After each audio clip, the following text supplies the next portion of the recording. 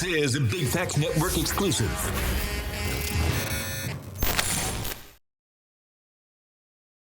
God give us the vision. Our faith creates the plan. When you really believe in yourself, anything is possible. Determination, faith has to be strong because they'll both be tested in this process. Keep going regardless. You're now tuning in to, I was finna say Big Facts. Keep that in there though. You're now tuning into Perspective with Bank. Today I got one of my OGs, somebody that I look up to, somebody that I look to, you know what I'm saying, for guidance and call him sometimes just to get, you know, advice. Right. Got me on the golf course and on the cigars. That's right. Shouts out to my dog Miguel Wilson and keep me sharp, by the way. You know what I'm saying? My man. Got signature. How you doing, my brother? Brother, thank you so much for having me, man. I'm so proud of you, man. Man, it's an honor for you to be here, bro. To my God give you the vision, that's for sure. But you know, one thing for sure, he give you the vision, but he always give you the resources. Facts. And that's where the faith come in. Thank you, brother. Yeah. Thank you for breaking that down, man. They don't get it. That's where the faith come in. It went over a lot of people's head. Yeah, but you get what I'm saying. Your faith when you know it's gonna happen for you. Right. Because God wants you to, you know, trust him and honor him in what you do. How your mental right now? Like where you at? I'm gonna tell you something, man. I have moved to a whole nother level in the last 30 days. And the thing that helped me do it was the faith. Okay, because, you know, I had fear. And I think that's what a lot of people deal with when you talk about anxiety and stuff that keep you up at night, you know, these worrying and all that type of stuff is because you operate with a certain level of fear. Facts. You know, but when you get to a point where you know what, you say, man, fuck it, I'm gonna let God handle it. He gonna handle this. I'm not gonna worry about it no more. That's when you get released to another level. Facts. Yeah. Nah, that's crazy. Because I be doing Book of the Week, and that's what the Book of the Week talk about. We're going to get to that later. Right. All right. Tell us who Miguel Wilson is in your own words. Like, if you had to describe yourself to somebody, another friend or enemy or whoever you want to say, hey, man, Miguel is this. Miguel Wilson is this. You know, one, I think that I see myself as a person who really loves people, and particularly our people. I love the underdog. I love people who are going through struggle, people who fighting to achieve. You know what I mean? Not the person that's been given everything. I mean, for the guy that is finding a way out of no way. Yeah. I love to be in there, being a part of those types of stories. You know, I'm interested in that. I do a lot of things, and I challenge myself to do things that aren't typical for us as black people because, you know, I grew up in Washington, D.C., and, you know, I just remember feeling like, you know, we in a box because we as black people tend to be like, you don't do this, we don't do that, we don't eat sushi, we don't do, you know what I mean? We don't play golf. Polo. We're going to get to that. Exactly. Yeah. So I've challenged myself to explore situations and opportunities because we ain't got but one life, right? Facts. So why not just try to do all that you can do, because you'll never know really what your true passion is in life unless you try different things. I agree. You know, and I thank God that I gave it golf a chance. Yeah. You know, the problem is a lot of times, man, when you exploring and trying different things, you got to go through that embarrassing stage. Like you play golf first time, like, man, you know, you missing the ball, you know, but you around people. I had fun though. Yeah, I know, but you're around people who you wasn't concerned about how you look. You wasn't concerned about maybe being a problem. But a lot of times, you know, if you're around people who you don't know, it can drive you from not even trying it again. See what I'm saying? So I think that plays a big part in people's ability to continue to work on something or stay into something is being able to feel comfortable failing. Facts. Yeah. You have to feel comfortable failing. So where you come from? You say you originated from D.C.? Washington, D.C. is right. Chocolate City. How was it growing up in D.C.? It was, when I was growing up, it was not so good. Okay. From a standpoint that, you know, I didn't know any other cultures. I wasn't exposed to people, other races. I wasn't, you know, it was all black people. And when you got black people all in the hood, you know, it can be feeling like, you know, crabs in a barrel. Everybody trying to keep you from getting out. See, so the thing that helped me when I was younger was I got exposed to horses. I went to a camp, and I rode a horse. And when I rode that horse, I fell in love with it. It inspired me to want to learn more and do more. So my great grandmother paid for me to take some riding lessons, and that was the first time I actually was around a lot of white people. Yeah. Because they was at the barn and that type of thing. So it was a great experience for me just seeing. Although I was, because of the environment I was in, I felt inferior. You know what I'm saying? I felt like I wasn't good enough. So while these kids, they live in nice houses, they live in this environment that's really special. I live in the hood. So I don't want to talk about that. I don't want them to know the condition I live in. I'm trying to fake like I live, like y'all live. Yeah. You know what I'm saying? But I'm going back to the hood when we leave this barn at night. And so it took a long time, man, for me to reverse that psychology, that thought process. You know, I think the thing that changed was that I read the book of Malcolm X. Okay. Autobiography of Malcolm X. That helped me a lot. Who raised you? Who you was raised by? Single mom and dad? How was you raised? My mom, when my mother was pregnant with me, she married another man that wasn't my biological father. So when I was born, he adopted me, and that's how I got the last name Wilson. Okay, I'm the same way. Yeah, so that was. Yeah, my name ain't that nigga ain't my dad. Yeah, but ain't my dad. Exactly. So my dad, he raised me, man. He was a special dude. He's not with us anymore, but I owe a lot of my success to him. He was worked the post office, somewhat of a street guy. Yeah. He was a street guy. Yeah. You know what I'm saying? So, but he loved hard though. You know what I'm saying? He took care of his. And so I learned a lot from him. What kept you out the streets? Like made you want to go legit and do horses. Okay. I loved horses. So every spare moment I had, I was either at a barn or I was reading books in the library about horses. I ain't really want to be. I love football and stuff like that too, but going outside, my neighborhood's always, I'm gonna get a fight. Somebody trying to rob, steal my bike or whatever. So it was just I ain't really enjoy like being outside in my neighborhood. Yeah. Even like going home from school, you gonna get home because you gonna get in a fight. There's always somebody gonna start something, So I had curly hair.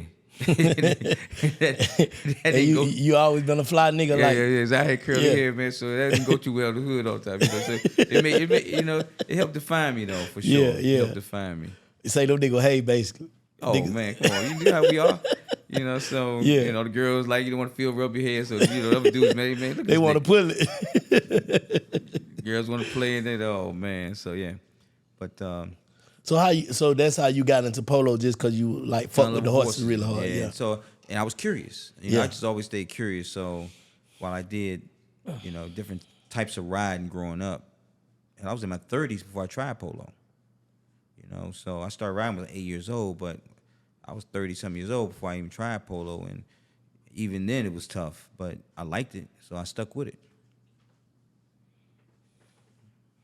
So growing up in D.C., what you think you took, like, when growing up in D.C., like, along to now? Like, how some things that stick with you forever, no matter what it is, good or bad. What's some things that stuck with you that help you shift your mindset? Well, I'm going to tell you a couple things that I see that I took with me that I had to get rid of, and I think is a problem for a lot of us as black men growing up.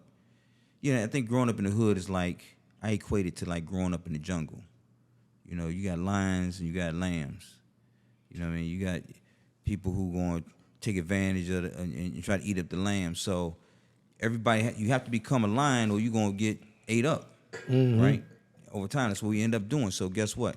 You leave that environment, and then let's say you fortunate enough to get out the hood, but you still got that mentality. It don't work. It don't work. It don't work. Right. So that's how a lot of us get in trouble and why we have a hard time, because we get on a job and the dude disrespect you. Yeah, you bust his shit with a. You can't do that. You gotta let him know. But you can't do that though. Really, you got to be messed up, bro. So exactly. So the thing is though, unlearning. See. Real shit. It ain't unlearning. It's a trigger. It's reprogramming. Yeah, but I'm saying it take time because, I know just the anger, man. Like somebody do something cross you a certain way, and then you get that, you feel the heat in your heart, in your head. Like, man, I don't believe this dude just tried me like this.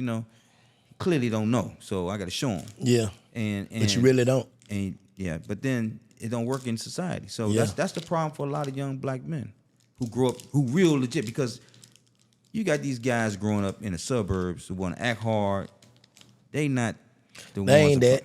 No, they not that. Yeah. I'm saying the guys is generally nice. Yeah. Because most is growing up in these tough environments. We nice dudes until you cross a certain path and so forth, and then you want to, feel like you have the need to show somebody that, I ain't from here, or I'm this type of dude, that type of dude. But I had to unlearn the anger. I had to let the anger go. That was a hard part for me, I think, for a long time. But I was fortunate that I ain't end up getting in no big trouble nowhere in the process. Where you think the anger came from? Just like environment? Yeah, just the environment, man. So I mean, when I was in college, I got in a big dispute with this dude. Dude came behind me, man, cut my throat, and I got see my scar, man, right from here to here. What'd he do it for? We just arguing. That's the environment, man. What'd you say to the nigga though, Miguel? No, man, he said something to me. I told him, well, we got an argument. Yeah. But the thing is, and I thought the argument was over. And I walked away, but he came behind me. What you had said though to make the nigga want to slice your motherfucking neck, you had to say some shit deadly. It wasn't even that serious, man. The dude wanted me to drive him to a store. Okay. I had a car. I had a car. Nobody else had a car.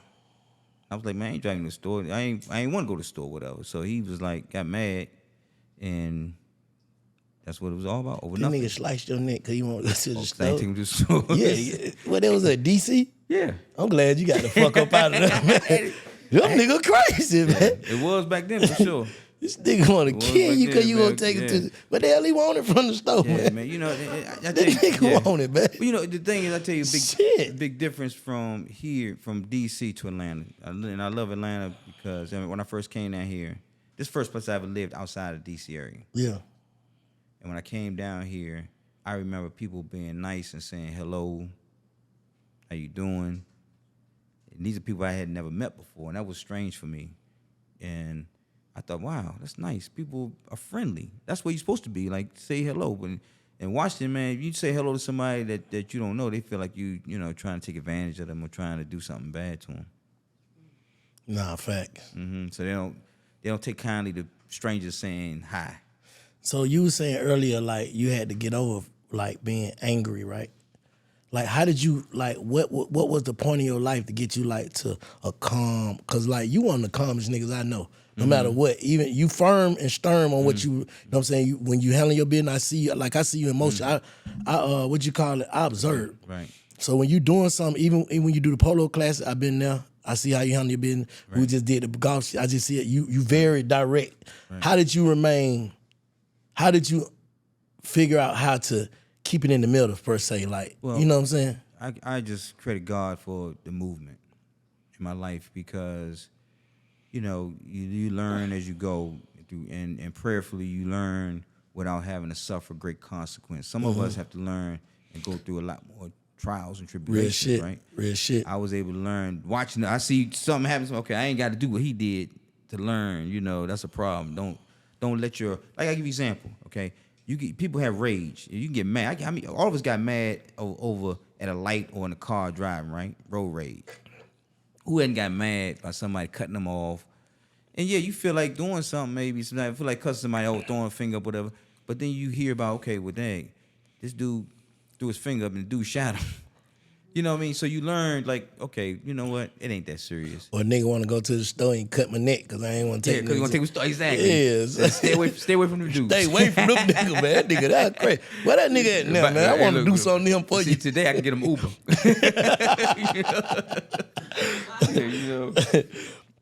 We had that back then. Nah, but once again, man, like I said, I observed. And even though people, like, things that would have got on my nerve, I see you ain't let it get on your nerve. Like, people late, people doing, you know what I'm saying? And people out of place. This nigga ain't got his got on my suit. nerves. They lost this dude's suit. But I'm saying Right, you kept your cool. Right. Like at the thing, like they got this dude cool. You gonna compromise. Okay, put him in this. You know what I'm saying? It's a fashion show, but people don't see what behind the scenes of like a suit loss or tie loss. You know what I'm saying? Problems. Just how you just keep it all in the middle. Right. That's a gift, bro. I'm gonna tell you, as a business owner, you need to pride yourself on being a problem solver. Yeah. Period. Yeah. Okay, and problem solving is why we make money. Because understand this: the bigger problems that a person solves, the more money they make. Yeah. Okay, the guy that came with the problem of fixing and creating a way to communicate when you're not at home with his phones, he made a lot of money. But he solved a big problem. He solved a major problem. Right. So solving problems is how business people make money, and the higher ups, you don't get paid for when things going good. You get paid for fixing things when they go bad. Facts. Right. So for me, I pride myself on being able to solve problems. Facts. And teach people under me who work with me how to think through things. You don't panic. And life is what it's going to be. You're going to have problems you can't fix sometimes, but also you got to operate with love, because that helps. Operate with integrity, okay? If you're an honest person and you're doing right, all you can do is your best in every situation. And the rest of you lead to God. Amen. Amen. Exactly. I want to get your perspective on a few things, though. Okay. You know what I'm saying? A few topics. What's your perspective on, like, astronomy, like signs and stuff? Let me see your light, too, OG. Okay, man. I'm ready to fire it up. I was waiting for you to say that, bro. You need a cut? No, I'm cut already. Yo, man. I don't really follow astrology or astronomy. I know, my wife, she does that type of stuff, and she'll tell me what this means. Matter of fact, I saw an owl was in my yard the other day. A big owl. That was Drake. Huh? That was Drake. That was OVO. She said, "Oh, that's a good omen, right?" So she said, "Look, it means this, it means that," and I was like, "Okay, yeah, I take it all in stride. I don't really look for it to mean anything. It is what it is. I'm scared to, I guess I like to let life happen. You know what I'm saying? I believe in them astrologers, though. I know a lot of people do, and I'm sure there's some truth to it. I believe, man, it's just too on point. Yeah. You know what I'm saying? But that's a whole nother subject. But it's too on point, OG. Like, everybody ain't the same. People are different. People are different, but it's like they got the same traits. Some people just know how to fight it. You know what I'm saying? Right. I got a good friend of mine, his birthday day before mine. And my wife said, "Oh, y'all just alike." Because our birthdays right there together. And there's probably some truth to that. But you see points that like, I ain't like that nigga in this point. Well, I don't think about it. Yeah. Like, I'm not trying to dissect. I think people, that's her, they're trying, when they see something interesting, they see characteristics from a person. They say, okay, you real talkative, you real flirtatious, or you real this or that. Then they wonder, what sign are you? So they can kind of, I don't give a damn. You know what I'm saying? I don't give a damn.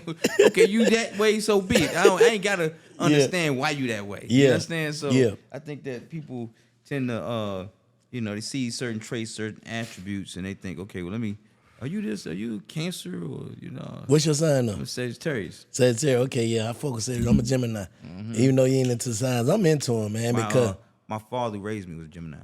So you good brother, man. Good. That's what I'm saying. Like, we kind of throw it off, but we on point, man. Mm-hmm. You know what I'm saying? But we're going to move on since you ain't into astrology like that. But what about religion? What's your perspective on religion? Jesus Christ is Lord. Lord of my life. I think that, I can only go by what he's done for me. But let me ask you a question with that. Is it Jesus Christ because that's what you know? That's what you was taught? Yeah. What about other religion? Do you feel like those people can be blessed in the same? I don't condemn anybody from any other religion. Exactly. I'm not saying, I'm not to dictate. Do you believe it's just only one religion? I believe that God is beyond our understanding. That's what Thank you, brother. Great answer. Much bigger than a title. And I think he's able to reach people, because this is the thing, like you said, I think, it didn't make sense to me that, I'm in an environment where I was born this way or been exposed to this stuff, so that means other people who weren't exposed to it, they just condemned to death forever. That doesn't make sense to me. However, and that may be contradictory to some people, particularly Christians, who say, there's only one, but I just think that God is bigger than our understanding. I do know that I've seen God move me. I'm writing a book, my second book right now, and it's called. That's crazy. I was about to ask you, was you gonna ever write a book? I wrote one already called Peace Over Everything. That's dope. Yeah, and that book, in 2011, I filed bankruptcy, and I lost everything. Like, I had to start all over. I was 44 years old, had to start over from scratch. So this was, 13 years ago. And what I learned through the process of losing everything was the ability to be happy with nothing. And that's a powerful place to be. Run that shit back. That's a powerful place to be, my brother. Run that shit back right there, nigga. That nigga say, what? I was just over here drinking, eating that fruit. And drinking the goddamn shot inside the fruit. Right. If I see niggas doing it, I know y'all got it from me. Nobody never put that shot inside a fruit cup. You got fruit cocktail in the cup. Yeah, man. with tequila. OG, say that shit one more time, though. Yeah. The thing I learned that from losing everything was how to be happy with nothing. Them facts right there, man. Because before that, I give you an example. Because I didn't have gratitude and appreciation. I say that because, I bought a lot of houses. I had a lot of nice cars. But, no matter how nice my house was, I bought a nice 5-bedroom house, 3 fireplaces, 3-car garage, all that nice, the country club. And next thing I'm thinking is, okay, my next house gonna have my next. I'm hearing this, and I'm already focused on the next house. So I'm not appreciative and just content. Yes. You know what I'm saying? Just be content. So I'm You're not living in the moment. Yeah, not living in the moment. See, I think, and it's cool to have aspirations, have nice things and everything, but you got to stop and give thanks. Right. And be grateful. No, you're right. Right. So I thought I needed, like, man, I used to have, I would buy you don't realize when you have money and you, like, even the lotions you buy, the cologne. Man, let me say this, OG. I'm sorry for cutting you out. That's some real shit right there, what you saying, because niggas forget that they prayed to be where they at now. Mm-hmm. And then when they get here because of where they want to go, they don't even appreciate that their prayer been answered. You know what I'm saying? Like, you get what I'm saying? Like, that's I already right. prayed to get a new car and a new spot. I got it. Now I'm stressing because I want some more shit. Right. God damn, when you gonna tell God thank you for the shit that you been prayed for, nigga? Right. That's some real Beyond saying it, how about showing it? Showing gratitude. Thank you. You show gratitude by just being content. Living in the moment, like you said. Nah, that's a cold one right there. So, thing is, like I was saying, I went from, wearing, having the really expensive, skincare treatments and, to, I'm getting just Jergens now, lotion, what I'm saying? Dove, whatever, you know what I'm saying? Yeah. Regular soap. Yeah, I ain't gotta have the stuff I thought I needed to make me happy. Yeah. You know what I'm saying? And so I went a period, bro, through the process where I didn't have a car. And, man, that was actually one of the best times of my life because, one, I looked at the positive side of it. I have a car, but guess what I wasn't doing that I used to do? I wasn't drinking and driving no more, which I used to do more often than I should have. Yeah. By the grace of God, I didn't get punished for it. You know what I'm saying? But also, man, I used to walk to work. So that walk was time for me to really just talk to God, reflect. It was just so special for me. I didn't care what the weather was like either, man. I had nice coats. I could wear my nice winter coats when it's cold. But it was, and then I sacrificed because I saved for the car I wanted. And although I could have got a car, I wanted a specific car, and I just saved my money until I could afford what I wanted. See what I'm saying? So I think special things come through sacrifice. Special things come through having to learn how to adjust to a new life. Nah, I agree. You get no argument from me. What's your perspective on intuitions and gut feelings? Hey, follow your gut. I look at it like this. Okay, how does God speak to you? My man asked me that because I'm always speaking from a spiritual standpoint. I feel like God speaks to me through my gut. intuition through the spirit. That is the spirit, what you feel inside, your intuition. You see, I listen to that because it's been right a lot of times. That thought you had, so Is your gut and your intuition two different things? it's the same thing.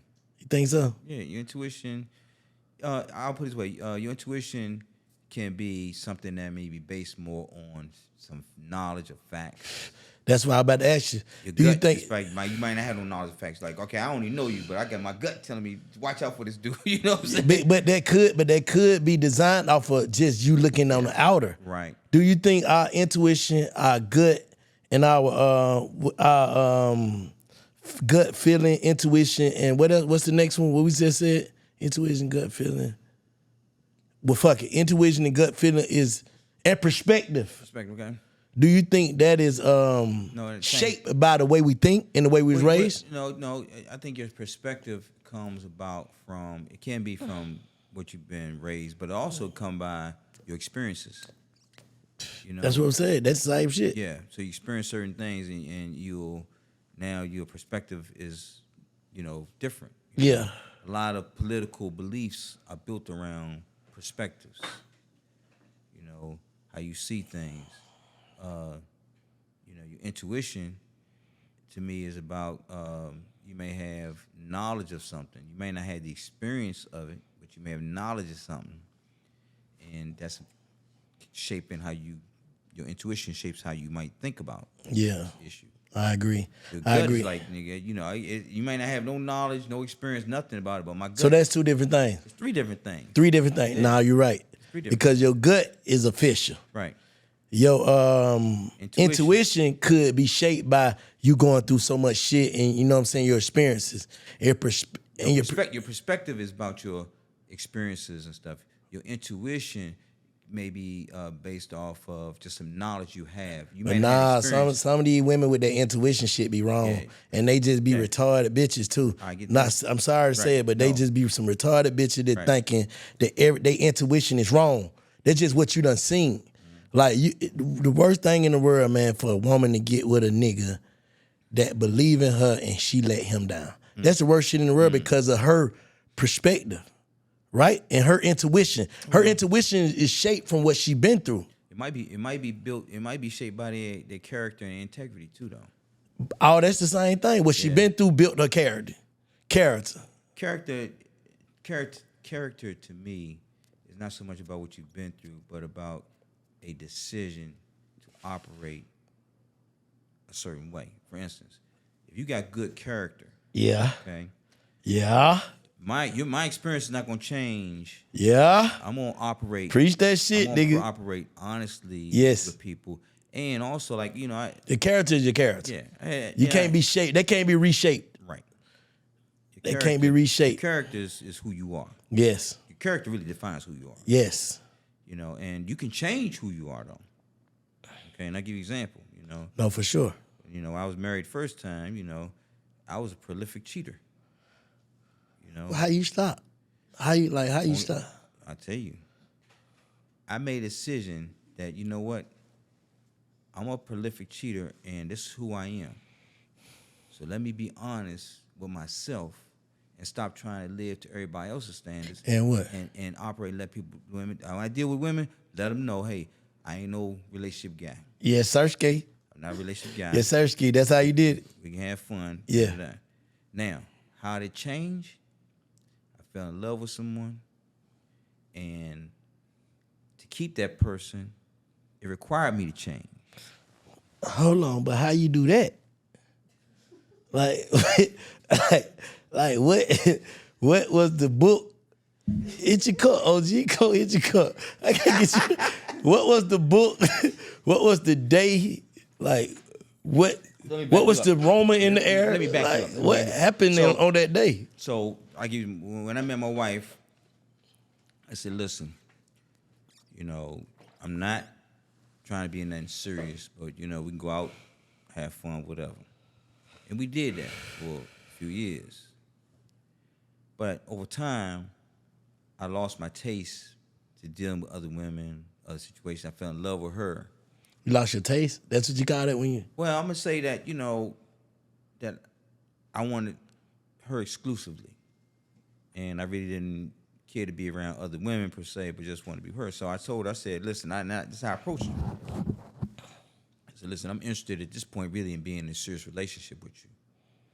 You said that? I said, but you brought that to it. Yeah, I said I'm interested in being in a serious relationship with you, but let me be honest with you.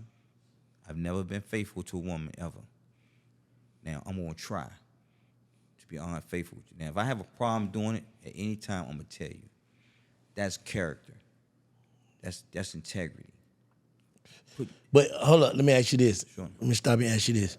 What hindered you from doing that in the beginning? Like you just weren't mature enough yet? I wasn't mature enough because I just thought that's the way niggas do. You know, Yeah. that's where we live. We supposed to be. But you more at peace. Like when you said, I said. Stop right there.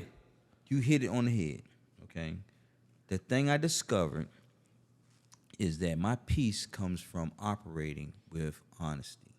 Because if I gotta lie to people, that means I gotta be worried about. I'm fake. I gotta keep remembering the lie. I gotta remember. Man, what that I shit told hard. You. It's too hard, bro. I swear to God, I be can't waking up finna get ready to tell Shantae some shit. I be like, nah, don't tell her that. I swear to God on my grandbaby, like I'm retarded. Yeah. Like I can't live in no lie, man. Right. No, that's the fakest shit ever. Yeah. And like you look in the mirror and that shit is stressful. Dude, I don't have like I went through that. I was in relationships where I had to hide my phone all the time. And you start thinking about all the stuff you go through for some pussy that really at most time ain't even worth the time, energy, effort you put in to get it, you know, and the hide and the sneaking and the, you know, and you know it can pop up on you any moment in time.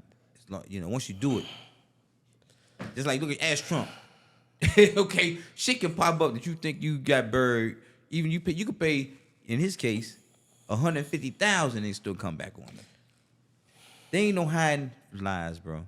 So I just decided, you know what? Let me just operate in truth because I don't have to. I'm on the same tight time, man. Me neither. I don't have to lie. If I don't want to be with you, I'm just gonna say, look, it ain't working. Only thing with me though, like I've been with my wife since I was like 16, 17 years old, 45. So it's like. But see, the thing is, y'all had to overcome. I started out lying. Yeah, so you know what I'm saying? Like. It's an old ass lies. I can't even. No, I just talk shit. But it's just like listen, I ain't the same nigga that I was back then. She know that. She know that. No. She's solid. She know that. Right. She know that. I'm trying, bro. Like I told her, nigga, I done did a whole 160, 380, whatever you call it. Mm-hmm. But it's just like this the part I got to work on. Just that because I done broke trust. I done broke all type of shit. You know what I'm saying? But I ain't giving up on that. So let me tell you what you do. Can I? And this is how I count. Glugler, can I get another drink, please? Sorry. And this is what God told me. My bad, OG. I will wait till your time, man. Get some more fruit. He passed it to her for me. Give me another can of that cocktail, fruit cocktail. Who? That is right there. All right, bro. Let me tell you what you got to do, and this is the same direction God gave me. All right. He said, draw a line in the sand. Step over that line. Leave your past behind you. Okay? Focus on today and your future, not on your past. You know, we all make mistakes and we all have problems from the past, and sometimes we have to deal with that still, but you can't punish yourself mentally from mistakes you made yesterday. And I think that's was a huge relief for me because I was in torment. And I give you an example. For me, you know, I messed up millions of dollars. Me too. I messed up millions of dollars. Millions of times. And I think, yeah, and I'm like, man, I should be, you know, living good and free. And here I am, you know, walking. I'm walking to work. Yeah. And instead of looking at it, and when I released myself, when God said, draw that line in the sand, step over it, stop worrying about the past, hey, I got stuff to be grateful for today. Yes, sir. I got gratitude today. I got stuff to be happy about today. Yes, sir. You know, so even when I don't care what it is, even if it's mistakes you made in your relationships with your wife, whatever, you got to let yourself be forgiven. You know you changed. And see, God know your I heart. ain't really changed a lot of that shit. That's something. Well, then ain't No, I'm just talking shit. Right. I'm just talking You shit. gotta do that. I'm just fucking with you. Yeah, right. Nah. Whatever it takes for me to be my higher self, I'm at that. Right. You know what I'm saying? Right. And then, Right. you know, it's a process. I know that about you already. You know why? Because we was together at the golf tournament. Before the tournament started, we was riding around, and you was listening to audio books. You know, you told me I listen to audio books all the time. That says a lot about you. You know, where you trying to go, you learning. You know, you taking, whatever you can to apply it to your life. Facts. To make a better life. No, for real. So I think that spoke to me about, okay, he on the journey right now. Nah, with me right now, it's just like, bro, it's so many people that just let me know. I want me just let me down, make me not want to let them down. If it makes sense what I'm saying. Yeah. Like, it's so many motherfuckers every day, even you, just like how you light up when you fuck with me, like, Bank, I fuck with you, Right. man. You Right. you got it, man. Right. That shit, you don't understand that shit do something for me. Yeah. Mentally, Right. personally, you know what I'm saying? Emotionally, that shit do something to me like, okay, somebody that I believe in me. Right. You get what I'm saying? Right. That's totally different, bro. Once you receive that type of energy, and I receive it in abundance on a daily, like people that just, I know, I used to look at like, I'd never be in the same room. Them they ain't my type of, but these are like my best friends now. Right. You get what I'm saying? Well, you know, the thing is, we become products of the people we hang around. We hang around people who are positive people. They're going to pull positive things in you. When you're around people doing negative shit, you know, we all had friends who was, taking us down. I had a cousin, okay? And we grew up like brothers. But he wasn't a good influence on me. He really wasn't, you know what I mean? He going to do, he going to figure out a way to get everything about him was like, let's go do this, let's go do that, and there's always something negative or something that, could cause problems. The key to peace is don't do anything today that requires you to worry about yesterday. Okay? It's cold. Or the future. Well, if you don't do anything today that you got to worry about, then your future's good. Because You know what I'm saying? But if you do something today that require you to worry about yesterday, you got to worry about tomorrow too. you gotta worry behind about that shit. that's your peace gone. That's where your peace is gone. Facts. Right. So for me, it was, okay, I made a lot of mistakes, but I can't change that. But what I can do is change my today and my tomorrow. Facts. So what I'm going to do is not create any new problems for myself. If you just make it a point that I'm not creating any new problems for myself, you're getting further and further away that's it. from the old problem Man, every that's day. the same thing I said. I told them people, hey, man, them people go to talking about the E4 did this, the E4 did that. Hey, if they forgive me for what they think I did, I ain't doing nothing else. Right. So if they just worried about me for what I'm gonna do, Right. hey, I'm good. I'm good. Exactly. I done made my shit with God. Exactly. I done did my shit with everybody. Exactly. Hey, Judge, DA, Right. I ain't on that. Right, So exactly. leave me out of that. Exactly. You know what I'm saying? But people can see that too. You know what I'm saying? You can see that when you're dealing with people who have changed. You know what I mean? They can see the change in you. Yeah. And then guess what? People have more when stuff from the past catch up with you. Yeah, okay, I did that, but that was the old me. Facts. Okay, you already made a transition. You already Fact. made a change. So Fact. generally speaking, the penalty or the punishment is less. Sometimes you're gonna get leniency. God will give you a way to get around Yes, and out of situations. Yes, sir, ski. But if you still doing the dirt, No, if you still even thinking about it, Right. You gotta really see. Niggas don't understand. You can't trick God. Mm-hmm. Now niggas can trick they self, trick they bitch. I changed. yeah, Bro, listen. we all done that. I was trying to trick motherfuckers Yeah, at first, right. But it led me on down to like, Yeah. bro, I'm telling you, this shit is different, bro. You're gonna expose yourself at some point. Yeah, but it's different. I don't even understand. Like every day is like a different level. Like you said, the last 30 days, that shit resonated to me. You said last 30 days. What you say about last 30 days for you? What you mean? Oh yeah, last 30 days I discovered, quite frankly, who God is in the last 30 days. It's like every day for me. Like every day I'm going to a different level, bro. Right. I ain't even lying. Like every day in a spiritual realm, in a understanding realm, in a like every day this shit is getting different. Like I don't know what the fuck is going on. It's like, damn, I'm tapping into some shit that I'm kind of scared to tap into. The last 30 days, I released fear. Okay, and this was on a whole nother level. Okay, I'm gonna tell you for me, because when I let go to fear, and part of letting go to fear was really turning it all over to God and saying, you know what, I'm operating faith. I'm not operating fear anymore. Faith and fear cannot coexist, right? No. But it's hard. Bro, real it's so shit. hard. Hold up. But understand man, we gotta put them bombs on that shit so we can drop bombs when the nigga. I got it on there too. Yeah. Drop Press a bomb. a couple of them buttons. Drop a bomb. No, I'm saying you gonna hear something. Yeah. On the left side. Don't worry about it. We're gonna do it next time. Yeah. Listen. That was a bomb. Yeah. You can't operate in fear and have faith at the same time. That's impossible. But the thing is, though, that's what I was doing for so long. I'm saying I trust you, God. I got faith in you, God. But at night, I'm worried. When I close my eyes, I can't shut my brain off. And so I'm still, while I'm saying I have faith, I'm still operating in fear. I'm operating in anxiety. You see what I'm saying? I'm letting anxiety kick in. So true faith was when I said, you know what? I'm not worrying about a damn thing no more. I don't give a damn. If I have to start all over again, that's clearly God's wish for my life, and I'm good with it. And what happened was, it released me because, and this is real deep. For 10 years or more, I needed sleeping pills to sleep every night. 4 Unison or a gummy 100 to 150 milligrams a night to sleep. Okay? Now, the day I said, God, I'm releasing all this to you this moment forward, it was 3 weeks ago. I haven't taken a sleeping pill or a gummy. Been going to sleep, though? I sleep good. What's so good about it, too, is that when I was taking the gummies and taking the Unison, you know, I'm sleeping late. Much later than I wanted to. I'm staying in bed because I can't get up.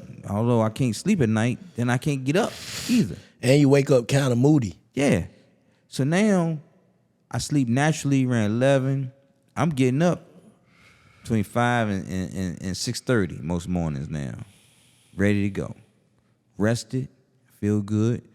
You know, I can do my prayer, meditation. I do some writing.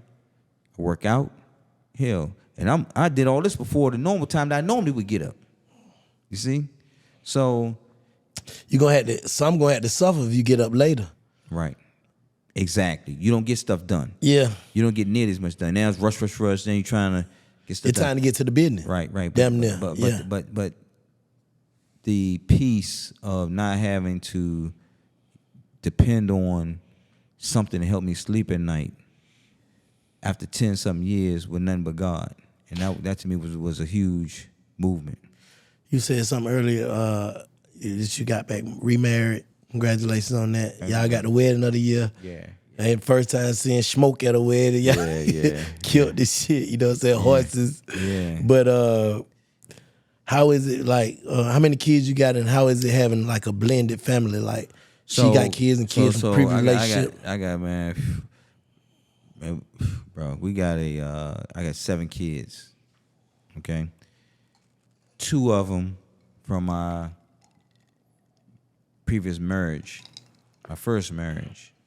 Your kids, biological? Yeah. Okay. But I dated a young lady for several years. She had 3, and their father was in prison. And, you know, not intentionally, but it just happened to be that we just developed a father-kid-child your relationship. kids now, yeah, basically. they mine now. Yeah, so yeah. Sterling. Yeah, Stir, big Stir, yeah. You know Stir. Shouts out to Stir. That's my man. He dress you every day. That's my man. Stir. Shout out to Stir. Shout out to James. So, biggest blessing ever to me. Man, Stir is solid. Yeah, so I don't know how guys don't take care of their kids, man. Like, it's crazy to me because it's such a blessing. I'm like, if I wouldn't have... Sterling moved with me when he's 18 years old. He's 32 now. And, you know... But you was still with his mom at 18 when he was 18? Yeah. Okay. I was with his mother then. Okay. She lived in Maryland. I wanted to move.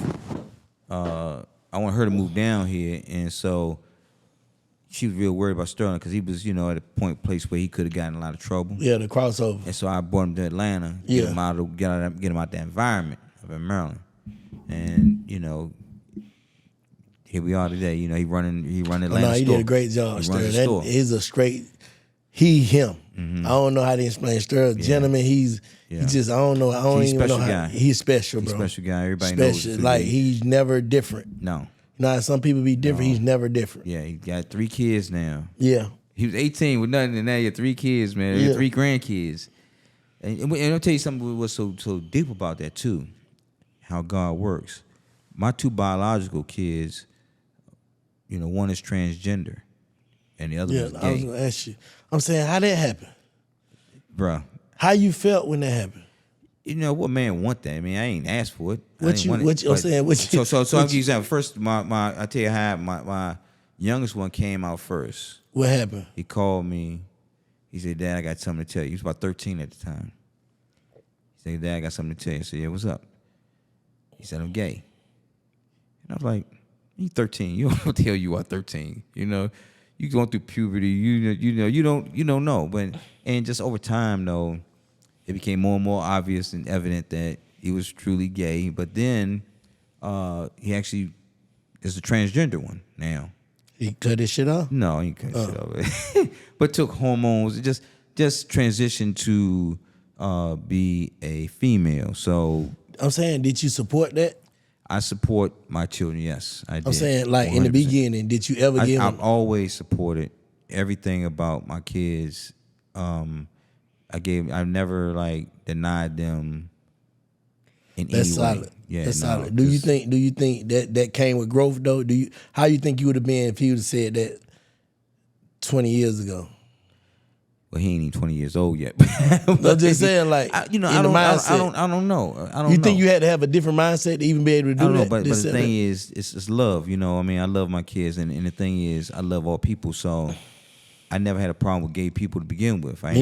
So why, if my child said they're gay, listen, at the end of the day, I just want you to be happy. Live in your truth. Do you think they can be? He can be born that way? Did you see that in him before that? Well, no, but the thing is, it's funny you say that because one of my best friends, I said, man, Braden gay.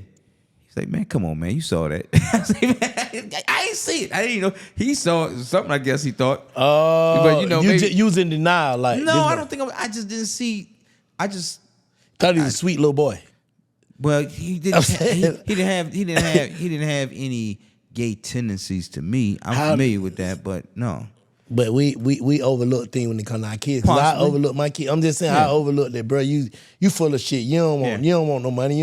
We'll overlook certain shit. You know what I'm saying? Just because we be in denial when it comes to our kids, we love them so much, and their reflection of us, we be like. To this day, I can tell you, I had no clue, and there's nothing I can think back on that I would say that would have told me differently. Like I was tripping, yeah. Yeah, nothing I would say. So how y'all relationship is in this? Well, I tell you, our relationship took a really hard turn with my 2 biological kids because, I pretty much left their mom. Okay, because I left their mom because when she told them he left us, not her. No, that's how most women do. He left us. Well, and the kid go to feel the way, nigga. I left you, bitch. One thing I did do while I left was I still took care of him. No, but you get what I'm saying. Yeah, she possibly could have. You know how women do. Yeah, they do. Like that's that. crazy. Some women, I ain't gonna. Well, let me say this. I think that, they saw that, but then they also saw me take on other kids too as my own, and made it. But that's your character, though. Yeah, I know. You should know that's how I am. I'm a provider for anything that's in my circle. Now they understand. Now we are like. I got the best kids. They love daddy to death. Yeah. Today. And sometimes you got to go through that process of, because kids don't know. Kids don't always understand. You got a problem like that, bro? Nah, that's why it's ain't. That's why you tell my kids all the time, my son, because I got boys, I got a daughter, I be like, bro, you gonna, they ain't get it. You gonna understand when you get your own bitch or your own female. Exactly. You gonna understand then. Exactly. Other than that, now them niggas be like, I see what you was saying. Exactly. He nigga grown now. Well, let me this way. It got to a point where, I definitely had to cuss my kids out. on a couple occasions, okay? Like, listen, y'all keep on trying to psychoanalyze me. I accepted you as you are. Now you got problems with me, so be it. But the thing is, you know, I've always been there for him. I never turned my back on him. And when I got married, my wife had 2 sons too. So I took them on. Her oldest son, he and I had bumped heads hard because, you know, what I had to understand was, man, he grew up without a dad. Yeah. He didn't have a father. He dropped out of high school. You somebody who was at the he was at the thing? Not him. Polo Classic. Yeah, he's at Polo Classic. He was with me at Polo Classic. Yeah, yeah. You know, that was a turning point for us that day. Okay. That was a turning point for us because, you know, we had some really nasty, because he being, you know, she's a single mom. He used to talking to her a certain kind of way. That's over with. And then when I came in, that's like, over with. So now I'm going hard on him, like, you know. Yeah, stop. You know, no, I ain't just stop. It's like, nigga. Yeah. I will fuck you up. You know what I mean? Like, you know. Real shit, so we bumped his heart. But then I had to really step back and say, Miguel, you have to win him over with love. Yeah. He ain't been loved like by a man. Yeah. And showing him. No, I'm gonna keep it 100 with you. That's how I knew that he was who you talking about, because he walked on me like my pops. Yes. He didn't say this nigga who be fucking with my mama. Yeah. He said about exactly. my baba. He said my pops. I'm his dad. Due respect. I'm his dad. And I knew him. I already knew him from, you know what I'm saying, being outside. Yeah. He said my pops, Miguel, man, bank, woo woo. Like utmost respect. But I knew that was your wife's son. Right, you know what I'm saying? We went through hell, bro. But he came with straight respect. And that was something I had to change, though, within me, because he needed me to change to reach him. Okay? Because if I had kept my, you know, hardcore, you know, military approach to things, it would never would have worked for him. Yeah. But me softening I said, look, so for instance, when I told him the night before the Polo Classic was, listen, I want you to be with me all day at the Polo Classic as my assistant. I need you to take care of people, do stuff I need you to do. You be with me the whole day. Mm-hmm. And a bond was created that day that exists still to this day. Yeah. And I said, you know, I'm going to have him with me. I got to put him under my care and my attention. Yeah. To let him know, number one, I love him, but also he feels a part. Like, he sees Sterling in the store. Yeah. He see, you know, I had him in the store. He ain't do a good job, right? You know, because he's still living the streets. Yeah. He on that side still a little bit. Yeah. He's still idolizing the streets. Yeah. He ended up being locked up for about 4 months. Yeah. He told me. And I had a whole conversation with him. Shouts out to him. I had a whole conversation. I spent thousands of dollars, man. Shout out to my man, the fly lawyer, because he helped me out. Yeah. Keep him out of the real prison. He was supposed to be 5 years in jail, man, and we kept him down to 4 months in county versus that Fulton. I mean, especially I think say it out in Cobb. Oh, Cobb. Okay. Yeah, kept him out of Fulton, because Fulton, man, niggas dying for Fulton. Oh yeah, they is. You stay out of there, but. That was so and then the youngest one, man, he's just sweet as could be. He always loved me. Me and his dad real cool, you know. They got separate, different fathers, so his dad and I like real cool. He always appreciative of me being a father figure for him, so that's helped.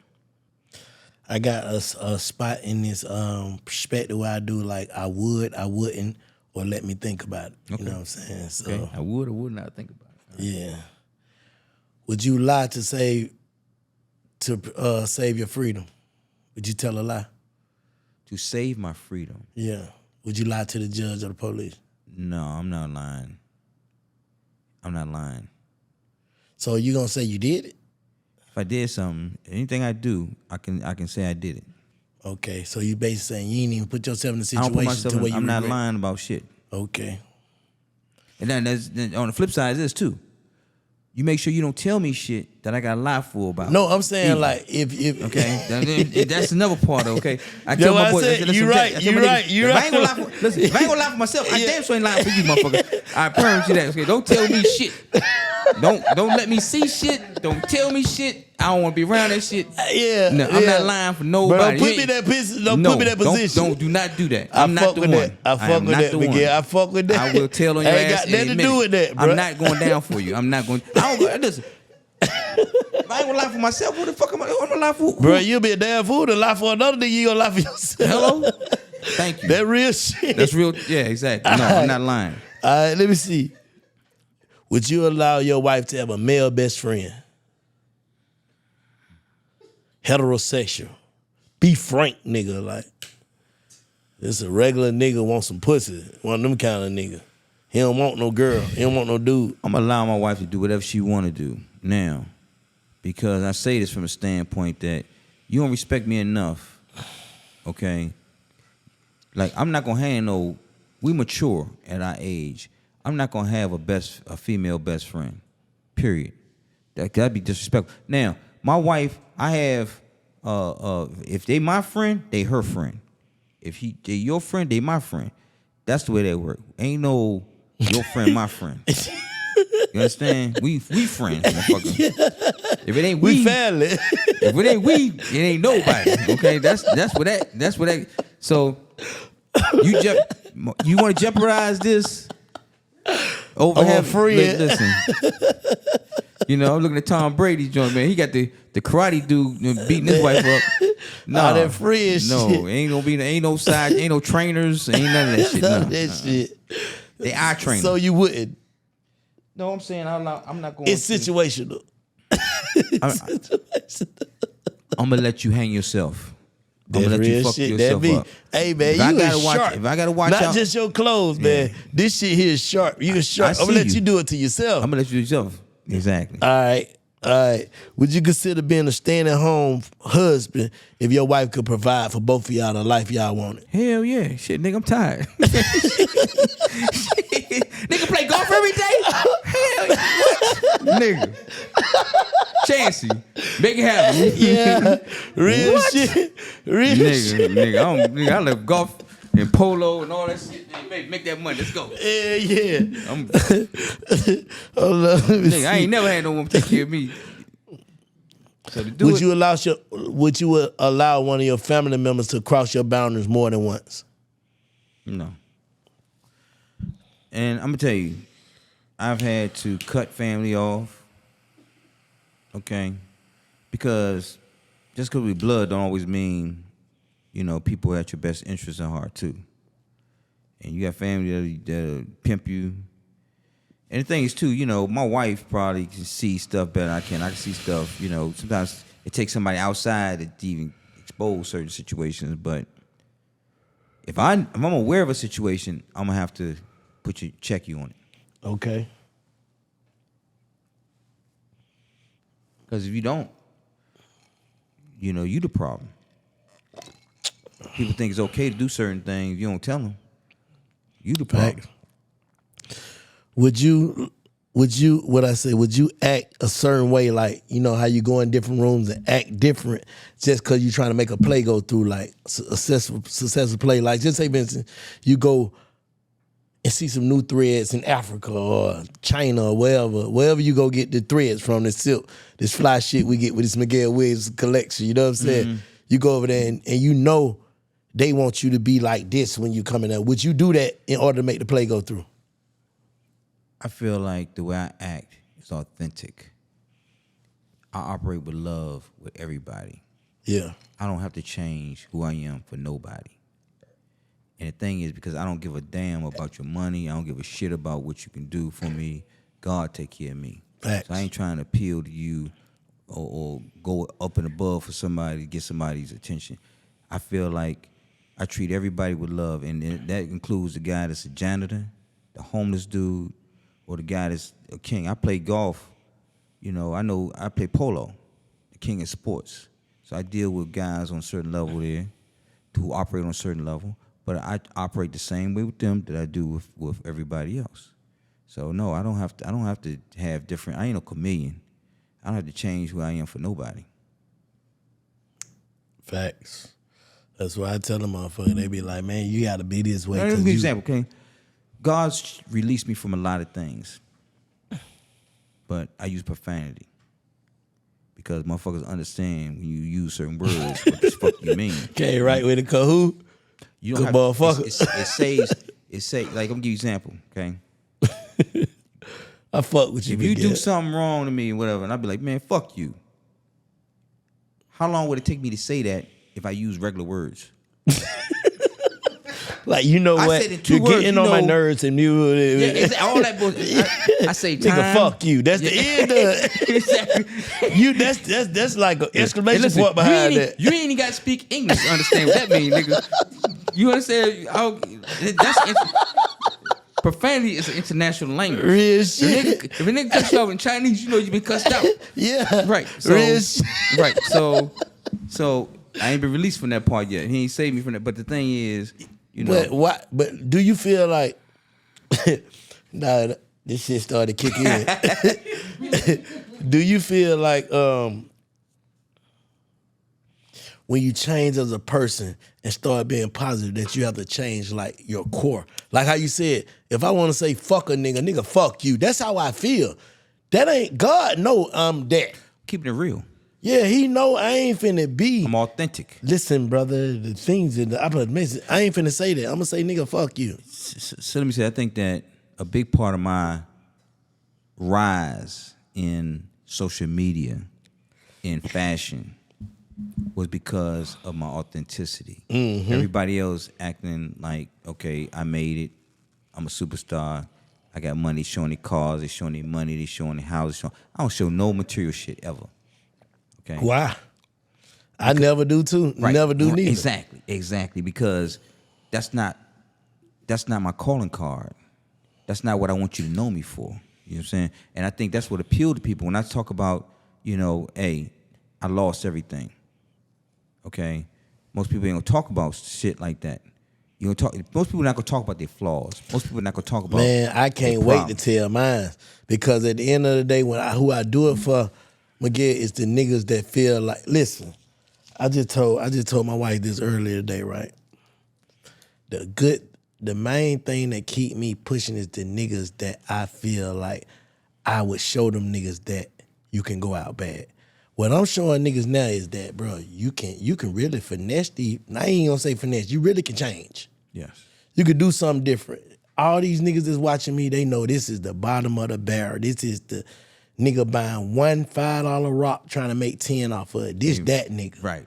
You know what I'm saying? Right. Like nothing else. This the nigga who took out trash, pumped gas for $1.25, took out people trash, cut grass. This that nigga. Nothing. But all that was a part of getting you here. Thank you. And without going through that, you wouldn't be here. But if I retrieve or retreat from this mission, that gonna make niggas feel like, bro, it ain't possible. If Bank couldn't do it, we couldn't do it. Because they see I'm at the pinnacle of doing it. Right. You get what I'm saying? Is that what you're saying? That shit pushed me forward like, Bank, you gotta keep going for the niggas who believe that a nigga can do it. Speaking on that, that's why I started the foundation. Because it's about being able to take our experiences to be able to help other people, right? Mm-hmm. You go through things in life sometimes because other people going through the same stuff, but they don't always know how to navigate through it. For me, growing up in the hood and going out to that barn and riding that horse was life-changing. Yeah. Because it exposed me to something that nobody else in my neighborhood even knew existed, okay? And I'll say this too, just even the ride out there, going from the hood to the country where the horses were, Mm-hmm. seeing the trees, seeing the green grass. Mm-hmm. My stress levels just kind of dropped. Just Depleting, yeah. You see, they don't understand it. The people at the barn didn't understand the transition that I went through going out there because they lived in there. So they ain't even appreciate it. Yeah, right? yeah, exactly. So I understand what it means for a kid in the hood growing up Yeah. to even go out to the farm and be in that country where fresh air is, you ain't, I mean, let's keep it real. We growing up with roaches and shit in the house and all that type of stuff. So to go out to this environment where it's tranquility, it's peaceful, it's life-changing, because even going home, I'd be like, man, I don't even want to go back there. So did niggas, I'm glad you touched on that. Did nigga feel like you were weird when you came back talk about horses Nigga, and I shit? wouldn't talk to no horses, nobody in the hood. I ain't talk about it to them. Because they couldn't handle it. You know, niggas say, man, you can't handle the truth. Yeah. No, nigga, that would be like putting a mark on my fucking back. Hell no. You ain't talking about no horses to these niggas? Yeah. No, because Krabs and bro, they wouldn't be like, oh man, that's nice, you know. They'd be like, nigga, this nigga soft, he a bitch. That's what they would say, you know. Nigga, you riding horses, nigga, you country now? No, that would not work. Yeah. I never told nobody. Yeah. So how you navigated through it, like knowing that you was doing this and then coming back to this same shit? Like, how was that transition? So the thing was, and this is what I realized about my foundation. Like my trainer, okay, love her to death. Her name's Jolie Liston. She's a white lady. She teaches my polo to the kids. Yeah. And I explained to her, I said, Jolie, you don't understand sometimes. Like, she's very, she's very helpful. She's loving. She loves helping the kids. Yeah.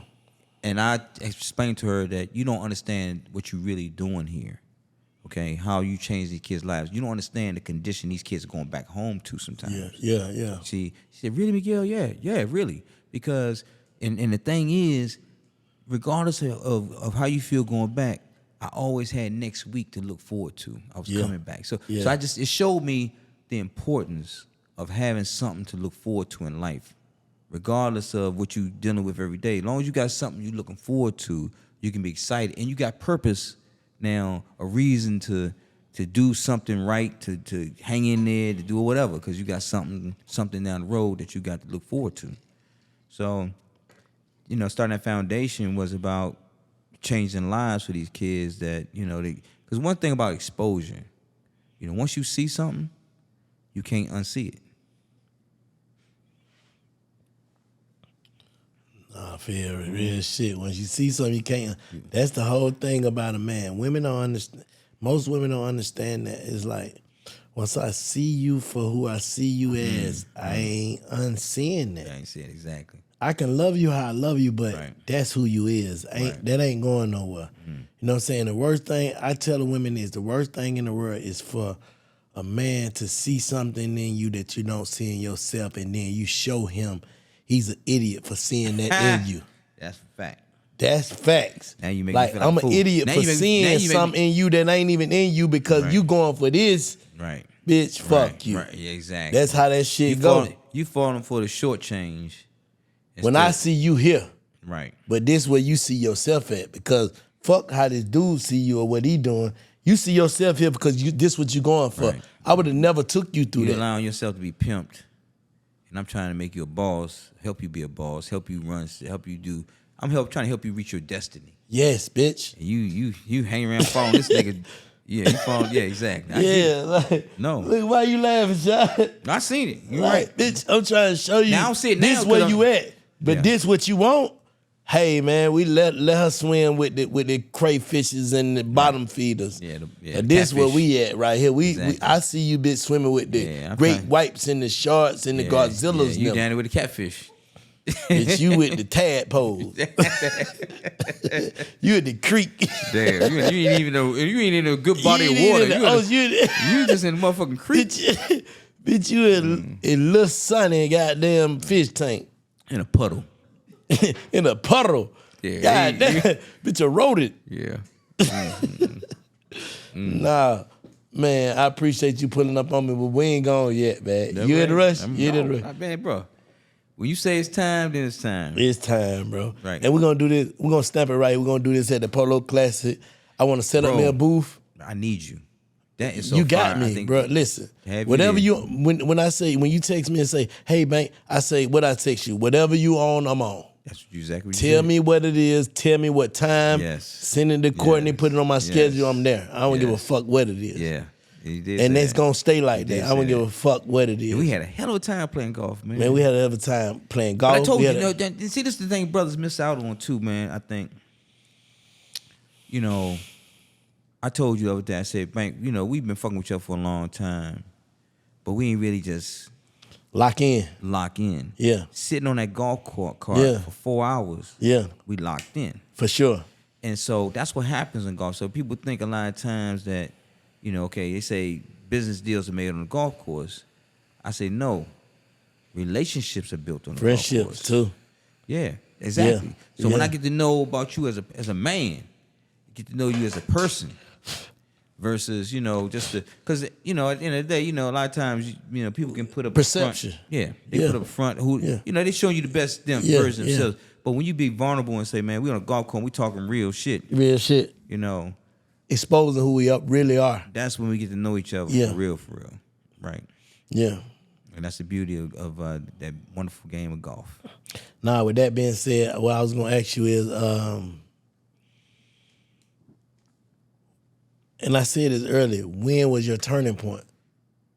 From You know what I'm saying? Like, we can start off, okay, what turning point you talking about? turning point of peace. Okay. So I had to fail and lose everything to understand the importance of peace, because only when I lost everything, when my peace was robbed from me. When was that? When I thought that, I lost everything. So now the stuff that I valued, What age? Like what round? 44 years old. Okay, yeah, okay. And honestly, that's why I got divorced. I said, told my ex-wife, I said, listen, I'm 44. I just talk out myself. I said, I'm 44 years old. I just lost everything. Now, I'm probably halfway through my life right now. So if I want a better second half, what changes am I going to make the second half better? What sacrifice? And the one thing I realized was that, I'm tired of lying. I'm tired of being in this space of hiding, and it's robbed me of my peace. Would you have kept her if she was willing to deal with your truth? She was willing to deal with whatever I gave her, because she told me, you don't have to leave. We can, I know you got issues, whatever, I'm willing to live with it. But at the end of the day, I knew I could never be right. I knew I never could operate with integrity. And just because somebody allows you to misuse them. Why you couldn't? Listen to me. She was allowing me to misuse her, to mistreat her. She was saying, because she wasn't with who you were. She was saying that I'd rather live with the issues you bring to me than expect something better for myself. Wow. See, and because somebody allows you to misuse them or mistreat them, doesn't give you the license to do that, not in God's eyes. So if you want to operate with integrity, that means treating people how they should be like treated. you want to be treated. Yeah. And I know damn well I ain't gonna let nobody. I wouldn't allow nobody. But what if she got there? She adapted because you're a hell of a nigga. You can't say that now. You can't make a choice for her. I couldn't. No, I'm saying I knew I could never be faithful to her because. But what I'm saying, did she? And because she was fine with it, doesn't make it right. So I knew that as a man, that what she wanted. I want to live at peace. I forget what she want. It's about me. I want to live at peace, and at peace means treating people right, operating with integrity, and you knowing that you being you is wrong for her. As long as I'm with her, I'm gonna be a cheater for the rest of my life. Yeah, and I ain't because wanna be that ain't man. even how she's wired. So it ain't got nothing to do with her. It's me. She would allow me to do it. Perhaps, maybe she'd have been cool with it for a minute. Because the thing is, people will always choose the path of least resistance. Yeah. The easy path, because no change. See, people hate change. Yeah. So for her, probably was like, I'd rather stay in this condition of you cheating on me, because that's how I started. Because she asked me one night, I got caught cheating before in the past, but I got to a point where I ain't even give a damn no more. I was like, man, she asked me one night, you cheated? Have you cheated anymore? And I was like, yeah. Because I ain't even lying about the shit no more. You ask me, don't ask me no dumb shit like that. Why you ask me? Yeah. It made me mad that she even asked me that question. Like, why you asking me that? So what made you know that your current wife is the one? Because she was the one I was prepared to change for. What changed? Like cheating? Yeah. Like operate with truth and integrity. What's that? That means being honest about everything. Like, so if you want to hit something, what you gonna say? Well, I always want to hear something, I'm a man. What you gonna tell your wife though? But I'm not. But if I come to a point where I want to hear something else, I tell her that I don't need to be married no more. Huh? Right. So hold up. You saying this ain't for every man, okay? Let me say this. This is with me. You understand? My covenant was with God. I get it. No, you get that part. I get what you said. No, but I'm trying to ask you listen. something. Listen, I'm trying to get some game from my OG. That's all. Okay. That's all. I'm trying to get some game. Okay, go ahead. I'm saying, like, you a fly nigga, you Miguel Wilson. Mm-hmm. And I know that I can the probably bitches have know a lot. they go back in time, they see the picture, you had the curly hair. Right. You still look like a nigga with curly hair. Right. You was a fly nigga. Thank you. You know what I'm saying? I'm just being 100. Right. So if some shit come at you that you want to hit and you want to hit it, what you do? You just reject it or you tell your wife, babe, I want to hit this. First and foremost, I avoid situations and I don't have no conversations with chicks. I don't even have conversations with them. I don't open the door for that type of shit to go down in my life because I live in peace. Okay. I don't have to work. See, it's a process to this shit. I mean, it could But happen. I'm saying, you know how this shit. Listen, I know, clearly I'm fucking you up with this. But I'm just asking, I'm saying, like, right. you know how this shit go, like, bruh, it's too many. You know what I'm saying? It's too many for one player. Like, you's a one in a million nigga. There's a path that's easy in life. And the path is doing what you feel when you feel like doing is easy. The guys is really... I'm saying, where do you get the strength? God. Like, what? God. Because my covenant is with God. Because understand, I could cheat on my wife tomorrow if I didn't fear God. Oh. See, I'm so blessed and my life is so good that I don't want to fuck it up. Okay? And fucking it up would mean for me to go out here and do some dirty shit that God know I know better than to do. Okay? But who's to say God say cheating and having other bitches is wrong though? If God told Like, you, if God told you, who God told that to? in my spirit, What? God's directing my path in terms of what I should do and what I should not. What he said though about He's women? saying to me, okay, that operating with honesty and integrity is I'm saying, I get what you said, OG. Right, I'm saying, right. if you honest about, you know what I'm saying? yeah. I'm honest with you that I see women all the time that I could fuck every You know day. what I'm saying? So, every day. But if you honest about that you want to do that to your wife, how are you wrong? The question is, would I want my wife to do it to me too? But So if they can't do what you do. if I- She can't do what you do. Listen. If somebody break in the house right now, you gonna be the one to shoot the gun, not her. It's the same thing. You're not gonna do what I do. My wife got a gun too now. But I get what I'm saying. But what I'm saying is, who's gonna be the first one to run out there? Me. Okay, so you can't do what I do. I know. You can't pull your dick out and pee in a tree. So- I can. You can't. You got to squat. Right. It's a different. Our relationship wasn't built on that. And maybe if you got a relationship built, like, okay, I'll give you an example. Mine ain't.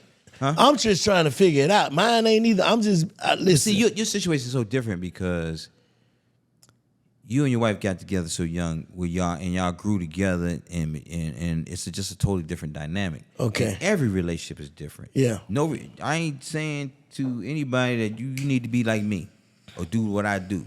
What you think about polygamy? Shit, I would love it. I told my wife the other night. I said, I would love it. Hell yeah. There's nothing wrong with that, right? I wouldn't listen. It's against the law in the United States. I do believe. No, it's but- not. My partner DJ Monte, he got 2 on. Really? He ain't playing. He on Instagram kissing both his wives. That nigga ain't playing. That nigga my hero. My wife just ain't seen going dude- for that shit. I got my man King Yahweh. He got like he come in. You seen King at at the Polo Classic?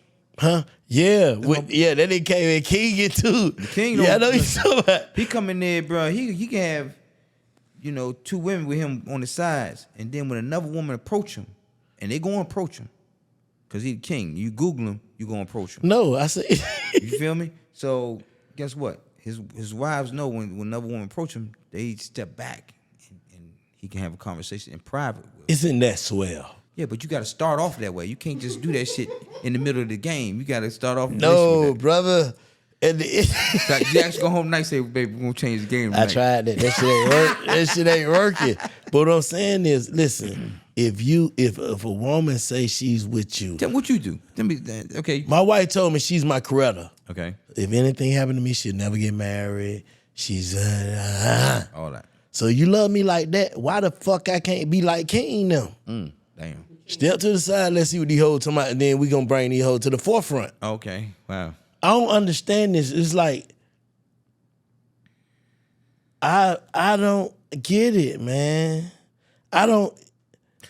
Like I said, You get it. You get what I'm saying. How? Let me ask you something. You been married how long this time? 2 years. 2 years. Okay. And my wife is very expensive. I can't afford no more. That's the first thing. Okay, no. We're gonna take that out. But I'm saying, what made her the one? Because she understand you, right? Like Queen she's solid too. She 100%. Let me say this thing about my wife that I think is significant. You know, she knows me just like your wife knows me, right? Yeah. She knows me like no other woman. Yeah. She knows, you know, my pains. She understands my suffering. And She know when you're on, when you're off. She's been the one to help me through. Like, I give you an example. She said, Miguel, your hands don't shake no more. When I stopped taking those pills, I got rid of anxiety. I was like, wow, my hands steady now. She's observant of everything that I do and every change within me. Yeah. You see what I'm saying? Yeah. She's the one that is coordinating my life on a lot of stages. And I think as a couple, see, I think the other thing too, man, I take on a responsibility because I am, like you said, man, you know, you look up and you say, Miguel, you know, I see you, you know, you call me, you want some advice or whatever, right? Yeah. You got it. You said yourself that you have responsibility to guys that look up to you and stuff, right? For sure. Same thing here. So I want to be a good example to guys and let you know, man, that, you know, peace is the key. And That's see what happens when you add more women to your life. Every woman you add is a level of peace you're taking away. That's why I'm asking. That's why I'm right here. I got asking one woman, these- and my peace is good because I have one woman to worry about. I don't have no problems that I used to have dealing with multiple. Listen, let me tell you, I was the worst. I was the hoe of hoes. Seriously. I had a problem, man. You had a problem. I had a problem, seriously. I'm saying, how did you know? And let me say something. I went from that to being faithful. And He said hoe. How old are you, Bank? I'm 46. I'll be 46 in June. Okay. I ain't changed till I was like, I'm 57. I ain't changed till I was 54. So maybe you just need a few more years. That's all. Yeah. Seriously. At Yeah. your age, I was, woo. Bro. Yeah. Well, for me, honestly, sex is the way I dealt with my depression. See, but my wife, she like, I'm with my camera. Hold, stop. Don't jump over that. I'm finna tell you. Don't jump over. She been sex trafficking me all these years. I'm finna go ahead and say it. This woman has been sex trafficking. Where my camera at, John? I ain't been sex trafficked. But you look happy, though. Shantae, let me go, though. But you look happy. No, I am happy, though, because at the end of the day, that woman showed me what love is. Right. You know what I'm saying? Like, all that shit is cool. It's cool, but like I would have never even thought about being married or believing that a person can love you more than you love yourself. I would never do that unless it was her. Mm-hmm. So wherever I gotta be to be whoever I need to be, I'm gonna do it. I'm saying to you that it's all right for you to do anything you want to do as long as you and your wife agree to it. Them facts. So that's tripping. Right. So guess what? You got a good situation. But you operating within. But as long as you're operating within, you know, truthfulness, then guess what? You ain't got your peace is not disrupted. We're gonna double back on the perspective. Okay. What's your perspective on the economy right now? I need more money. Me too. What's going on with this shit? Well, see, this is the thing, though. I think, one, we put too much emphasis on the presidential situation on our pockets. Yeah. And, yeah, it can affect our tax situation, but you only have a tax problem if you're making money. a lot of money, right? So if you got a tax issue, you should say, hey, life is good because I do have a tax problem. I remember, if I had to pay big tax bills, I'm like, okay, well, at least I made enough money to have a tax bill. Mm-hmm. You see what I'm saying? So I don't understand the broke motherfuckers complaining. That's what I don't understand. How you complaining about taxes and all stuff, and you ain't even got to pay no damn taxes. You see?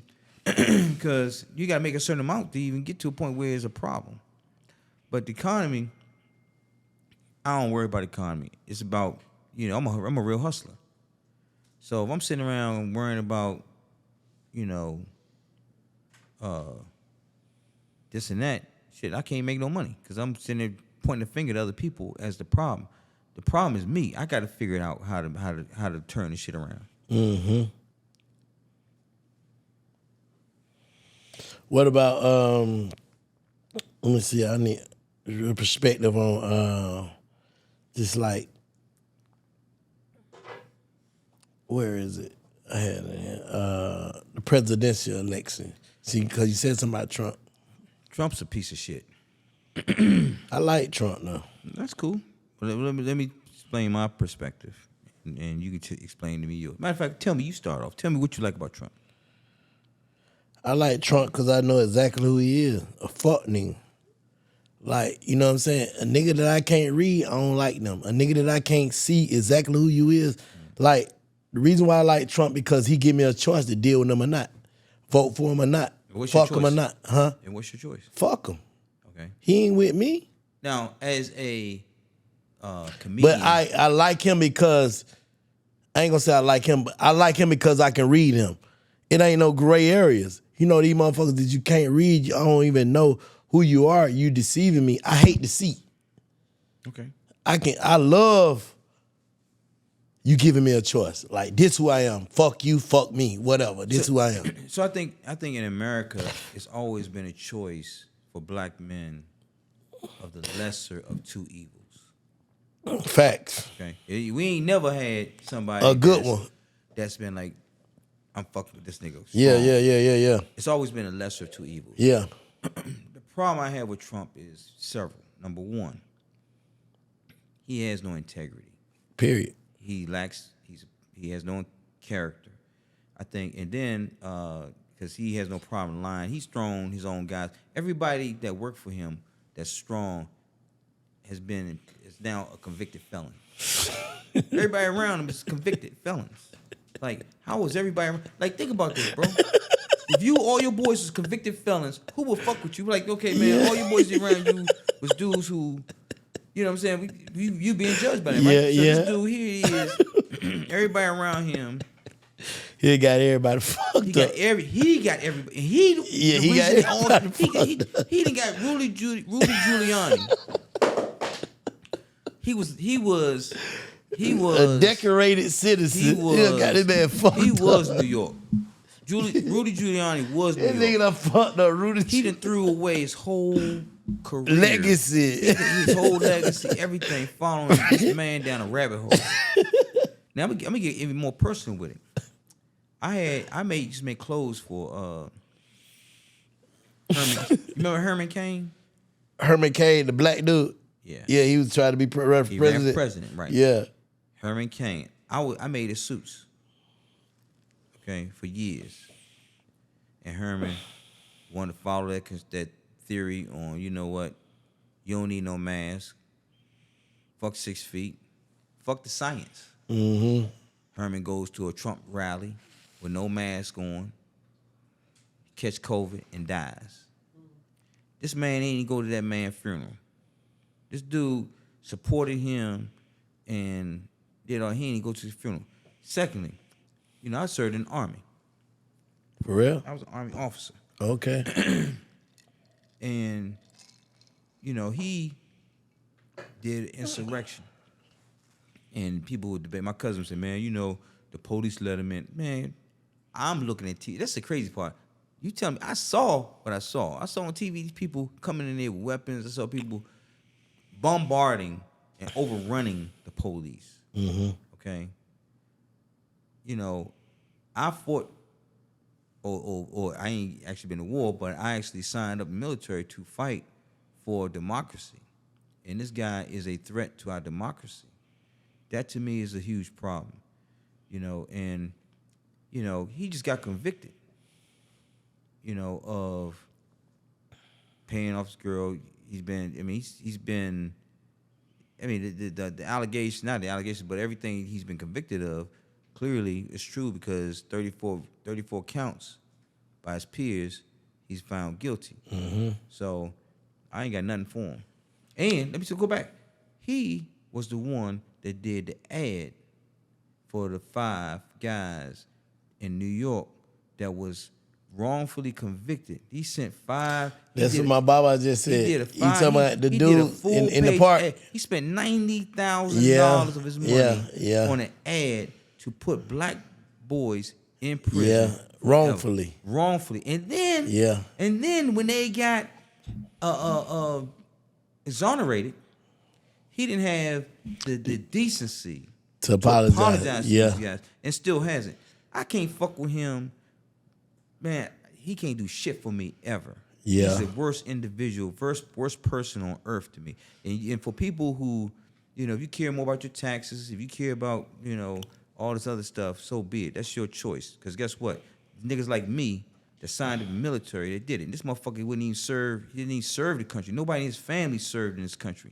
Okay, so he and his whole platform, everybody he put in office. What's that dude? Gorcha, the Supreme Court guy. He got a damn United States flag hanging up upside down in his yard. Okay, bro, he should be executed for that shit. That's treason. That's treason. Hell yeah, for sure. So guess what? It's a double standard. And then for him to try to say that he's like black men because the court system is going up to him like they go after, no, motherfucker, you did this shit, you guilty. The problem we have with black men is that we go to jail for not doing the shit they accuse us of. Mm-hmm. You did the shit that you got accused of. That's the difference. Huge difference. Oh no, I feel like I just need to heal a little bit more because I feel like if a nigga can beat the system, beat it. Trump, to me, is a nigga that worked the system. We know he don't fuck with us. He don't fuck with his kids. He don't fuck with nobody. He just working his move. I don't know. Where I come from, I feel like if a nigga go for it, let him go for it. Okay. We going for it. The world is going for it. The United States is going for it. At the end of the day, how the fuck this nigga become the president? Well, clearly, by paying off porn stars, that's one way. Okay. Huh? By paying off porn stars, that's one way. Porn star can't get you no votes, though. Yeah, it did, because guess what? We took away votes. See, he won by a certain margin of votes. What happens when people find out, he was dealing with his porn star while his wife was pregnant? Would that change minds of people to vote for him? If it don't, then maybe that says something about we as a country. But this is the thing. He win or lose, it don't fucking matter to me. You know why? Yeah. Because I feel this country need to go through a purging anyway. You think he gonna get in office this time? I don't give a damn if he do or not, because I ain't serving him. I serve God. And at the end of the day, real shit. At the end of the day, this country needs to go through a suffering. I went through a suffering when I lost everything, and I learned some things. This country got to be dropped down to nothing to understand and appreciate character and integrity and the things that matter. Facts. We gotta relearn, reboot. Let me say it later. Let me ask you a question, man. Just going back, talk about this fly ass shit that we got on this Miguel Wilson collection. You know what I'm saying? Yes, sir. What's some of the struggles of being a black man doing this shit, bringing this fly shit to the game? Damn question, bro. I'm gonna talk about it from a black business perspective. Okay.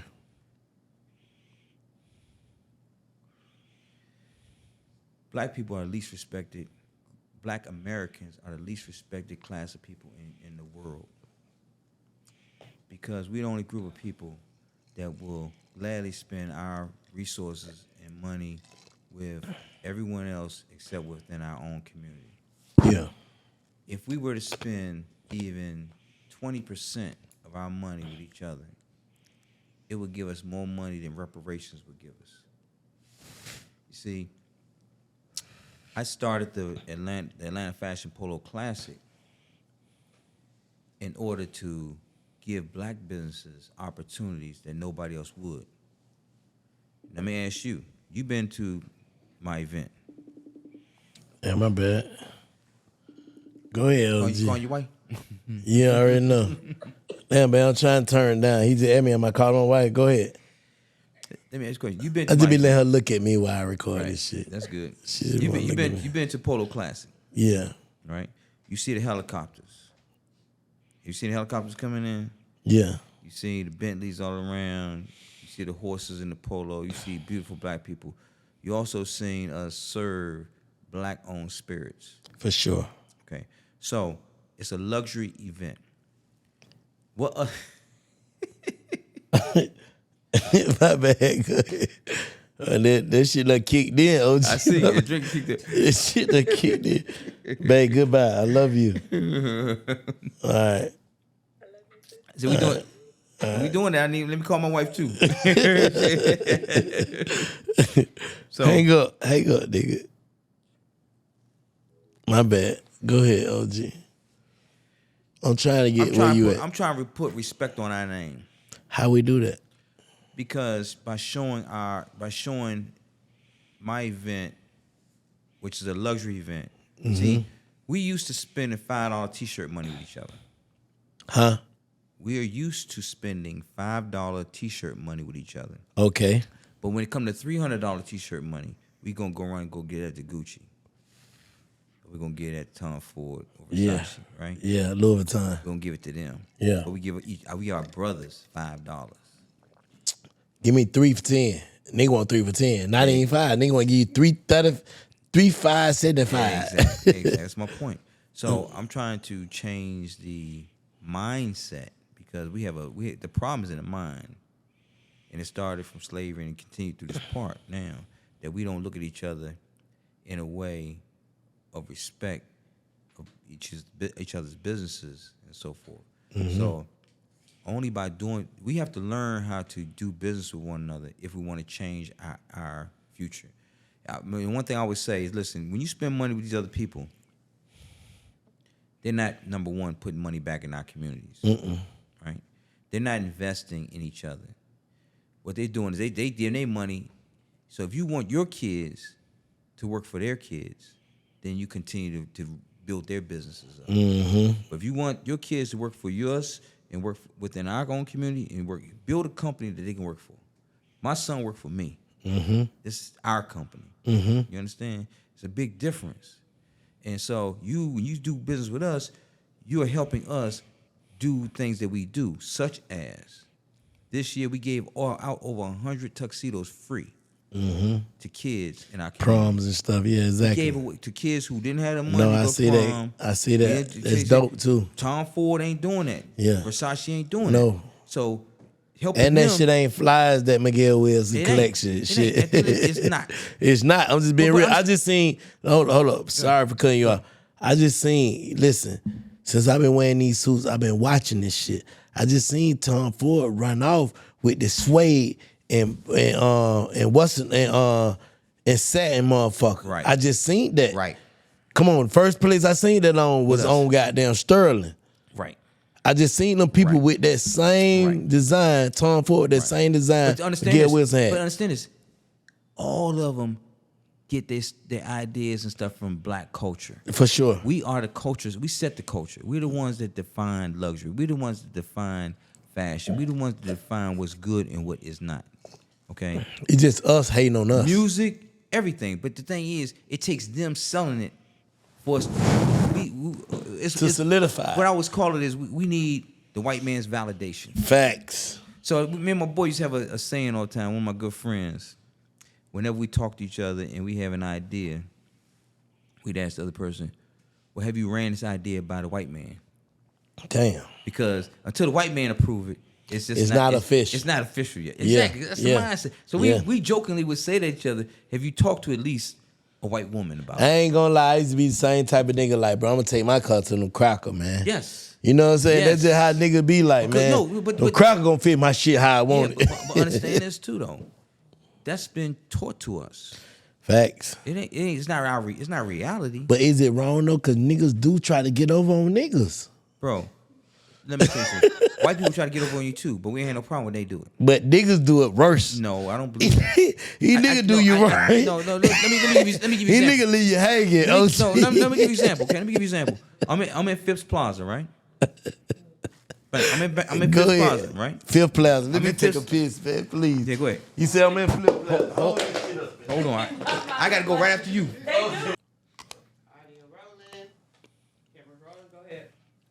So let me tell you, I've been in Phipps Plaza for 10 years. And do you know how many people I have come to me complaining about Tom Ford, Saks, Gucci? It's not a black thing, man. I've had people complain about I've heard complaints about all these companies in the same building I'm in. The problem is that typically when it's us, it's in the minds of people worse. And one thing that bothers me more than anything when somebody says, I try to support black businesses and, well, guess what? Stop supporting us if we can't fucking be human. Because it's not about having a problem, because everybody has a problem. It's about how you handle the problem, okay? How you deal with it. So I deal with my problems with my clients like I would want it dealt with me, okay? Period.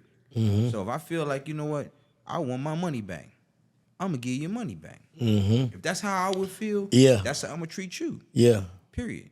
Okay? I got no refund policy, but I've given people money back because If you see that, I would have felt like that if I was him. if the problem, I just say no money back because I know people, we like people, okay, come up with anything. If come up with anything, ways, they're gonna buy something to wear it and then fucking bring it back the next day. Yeah.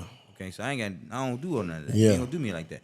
But I'm fair with people because I treat people like I want to be treated. And again, just like I said about my marriage, I have a divine order. I would cheat on my wife tomorrow if it wasn't for my God, my fear of God. Yeah. I got a fear of God that is like, I don't want to be punished. I don't want to go. It don't have nothing to do with her or you. It's God. Yeah. 100, 1,000. I don't think me and God really tapped in onto that part. Right.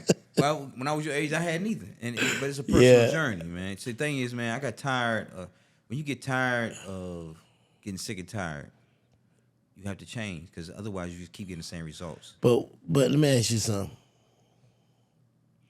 Do you think that when you get inside a relationship or you get married that you have to somewhat compromise with your morals, integrity, and boundaries? Compromise with my morals, integrity, and boundaries are set. Okay. Know what I'm saying? You know how we, like, women can goddamn hit a nigga with a left hook and be like, you mad at me because I want to do some sucker shit. You calling me a sucker. Oh, me and my wife been through that. You get what I'm saying? We've been through all that. Yeah. I had man, what? Man, we had some. You got me fucked up.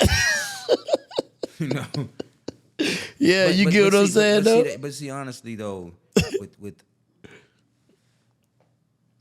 when you go through something, that's when you get to a higher place. You got to go through. For sure. My suffering, and without going through losing and going to the bottom, would I be sitting here with Big Bank today? No, for sure. For sure. You know what I'm saying? So it's elevation that comes from the process of perceived failure. You learning and you get better. I be trying to tell my homegirls, my sisters, like my mama, any woman in my life that's just going through things in a relationship, I be trying to let them know, you holding too many grudges from too many men to have another man. You know what I'm saying? You mad at your baby daddy, you mad at your ex, you mad at the little nigga you were fucking. Right. You mad at all three of these niggas. Damn. Then when you meet this nigga, he a real nigga. Right. You don't even know how to accept it. Because you so mad at these niggas that you projecting this energy off on this nigga. Let's flip the script for a second. We too come to relationships with baggage. For sure. We all do. For sure. So the idea is that that real nigga gonna help change you into being a real woman. See what I'm saying? A real nigga gonna put his foot down when she start. Appreciate it. You know, my wife a pretty woman. You know, she dealt with dudes who got a bag and all that shit, right? You know, but you ain't gonna pimp me. You see what I'm saying? Yeah. I ain't being. You ain't gonna just. I ain't type nigga. I ain't coming at you with money. I ain't come at you trying. I to came buy with Miguel. I came here with exactly. Yeah. With respect. Yeah. Okay. So it's gonna be mutually First. Yeah, because you know I had a little money. I had a safe and had a little money. Dating my wife, and I was walking. I ain't have a car for a period, right? I had money to go buy a car. I had the credit to buy a car. I liked being perceived as not having. Let me see who really fucking with me. There you go. Yeah, real shit. So when I tell you what I did too, I did some player shit because I did it for a couple of years, and it's been times, man, like you know how my credit card might not have went through with dinner or something. Not because I had the money, because, you know, fucked up shit they be doing, you know, fraud and all that type of stuff. She was like, I got it. She probably thinking I ain't got it. Yeah. Let me get it. I said, cool. That's okay. Okay. I'm watching. I'm seeing. I like that. Yeah. You know? So when I told her I want to be in a relationship with her, I said, hey, you know, you my lady. Let me help you out with some shit. Get 5 stacks. She ain't, you know, I have, you know, I pulled some out the safe and gave her a little something to help pay some bills and shit. I want you to be right now. Yeah. So now she's like, you know, she'll tell you, I ain't even know this nigga had money like that to give to somebody. Oh, no, for real. You gotta, listen, that's what I used to do. I used to come in the house so much, tell she and say, man, this shit fucked up, man. I just lost everything. Damn. And I can have everything just to see how she gonna react. Right. I done did that shit since we were kids. We gotta test that. Yes. You don't understand. See, women don't understand. Like, bitch, I can tell when you kind of look a little bit there because the nigga that fuck that butt up. Right. Bitch, you that what they ain't fucking with. Right. Like, it's like, okay, babe, we got to figure this shit out. Let's get it, nigga. Right. That's what's going to keep a nigga pushing like, okay. Mm-hmm. You know what I'm saying? Like, I hope people got that. Right. I've been drinking a little bit, but I hope people got that. What I'm saying is like, that's sometimes you got to send a little. I didn't intentionally test her, but life tested her. Experienced her. So we went through shit. Okay. And I got to see in real time from real situations who she was. Now, you know. It ain't nothing like, I'm gonna cut you off. I'm sorry, OG. No, go ahead. But it ain't nothing like a woman that believe in everything you do. You know what I'm saying? When I met you, I met your wife. But seeing that woman, I wouldn't give a fuck what you doing. She lit up like she doing it. Right. That's the difference. Right. Most women play their position and be there for you. But it's like, whatever you doing, I don't give a fuck what it is. When I just saw y'all at the Polo Classic, at the the blue shit what we went to, Courtney? Shades of Blue. Yeah. The golf shit, Yeah. this is ours. Yes. That's the difference between, okay, I'm here with him. Right. And this is ours. Like, she take it on as this is our shit. Like this whole cruise thing we doing, it's all her. Yeah. She manages, she runs, she doing everything with that. I'm just showing up. I told her I don't want to do no work. Yeah. So I ain't done nothing. Her, my sister Sherry, they run that whole thing for me. So how your like the failed relationships, like your old women, how they take her? See, this is what you gotta understand. Every man gonna be different in every relationship. Yeah. So just because and women might say, for instance, okay, damn, he doing all this for her. He ain't do shit for me. You know what I'm saying? But I'm a different man. You ain't had the same dude. My ex-wife told my new wife, the Miguel you got ain't the Miguel that I had. You know, you got somebody that nobody seen. Right, but that's all in God's time. You feel me? Who time it is? It's always God's time, bro. You know, he work. Listen, you're being worked on right now. Like right now, we sitting apart from you. You saying, man, OG, I can't even see. I can't even comprehend some of this shit you saying. Yeah. 5 years from now, we sit down and have this conversation. He said, nah, I see. Okay. See what I'm saying? Because honestly, bro, it's you're a work in progress. We all are. What always said? What they said? Huh? What they said? That nigga, I don't even know who that nigga is. Who? Yes, no, I'm totally. Like, I could believe this nigga is him. Right. Why you ain't do me that way? Well, I wasn't ready. That's all. Why you weren't ready, OG? Well, because God was working on me still, and He still is. You know.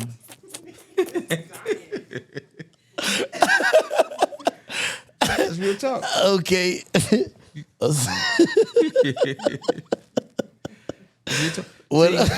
See, the thing is this, okay?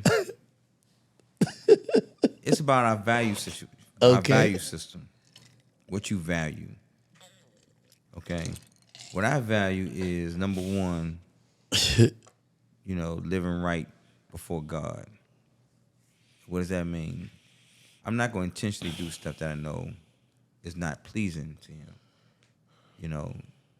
Trying to, operate in a way that won't make Him mad at me.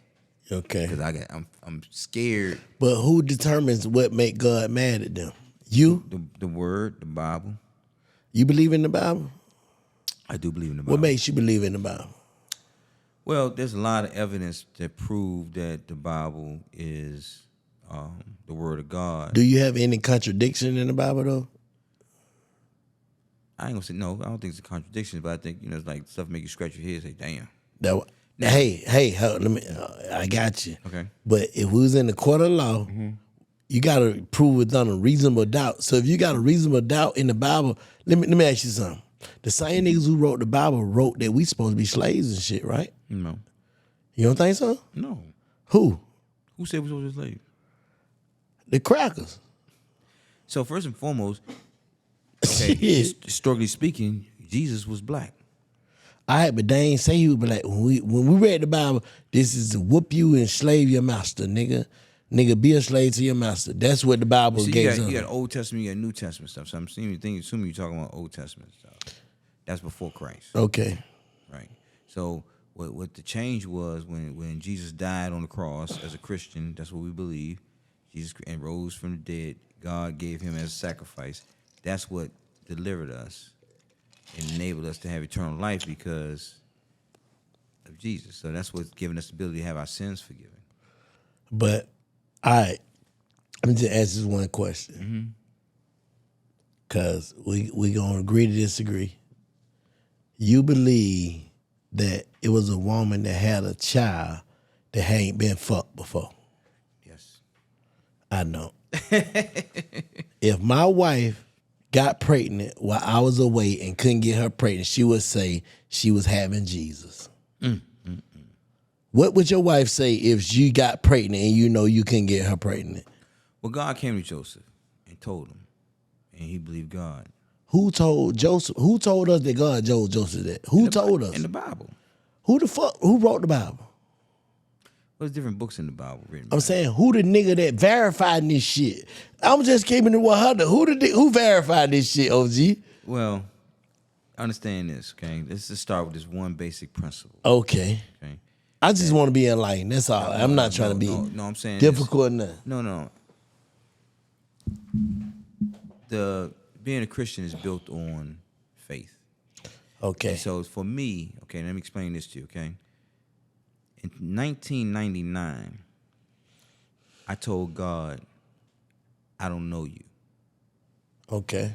And that's the title of my book I'm writing right now. God, I don't know you. You doing audios? I'm going to do audio. Please do for me. Yeah. So I'm writing right now. So I wrote a book, and I'm writing a book, and it's titled God, I don't know you. What that mean? And it's because at the time I was going through so much turmoil in life and problems and situations that I felt contradicted what I believed God would do for me. Okay. If he really existed. Okay. So I said to God, I don't know you. For me to believe in you, you have to show me. Yeah. Okay. So over the course of 25 years, because this is 99, this is 2024. I'm writing a book now because over the course of those 25 years, God has shown me who he is. And now I know who he is. So when I had the question in 99, now I got the answer. Okay. But, I get that. You know what I'm saying? I get that and I receive that. But what I'm trying to ask you is, how you know it's just not your belief? Let me tell you how. For me, when you have what I perceive to be miracles happen in your life. Yeah. Okay, let me give you an example. I had nothing. I'm at the bottom. In 2011, I filed bankruptcy. I lost everything. In 2014, I was still on zero. I went up a little bit. He said, "They're cutting you off." I'm sorry. Hold up. He said 2014. We're gonna start right now. Can we get some liquor, please? Audio rolling. Okay. It's on you, Miguel. So in 2014, after filing bankruptcy in 2011, losing everything, I kind of went up and down, up and down. In 2014, I found myself back, same place I was in 2011. Yeah. Nothing, broke. And, God, a miracle happened for me. I remember when, Phipps Plaza, I had inquired, just out of faith, inquired about getting a space in Phipps Plaza. And probably a month later, they called me. Simon Company, who manages, called me and said, "Hey, you inquired about a space. Come on, let's talk about it." So I go in there, and she said, "We got a space, 600 square feet, $2,000 a month, no heat, no air, no bathroom. Yeah. Do you want it?" And I'm like, "Yeah." And she said, "Okay, sign right here." I signed. She handed me the keys. And me and my father walked out. And I was like, what the hell just happened? Mm-hmm. I got a store in Phipps. Now, I ain't got no money. They ain't checked my bank account. Yeah. My credit's in 500. They ain't check my credit. They didn't check nothing. They ain't asked for one document from me, Gotta bro. be God. Gotta be God. Because that don't happen. Yeah. I'm in Phipps Plaza with no nothing. All they know is my name. They ain't even got my social security number.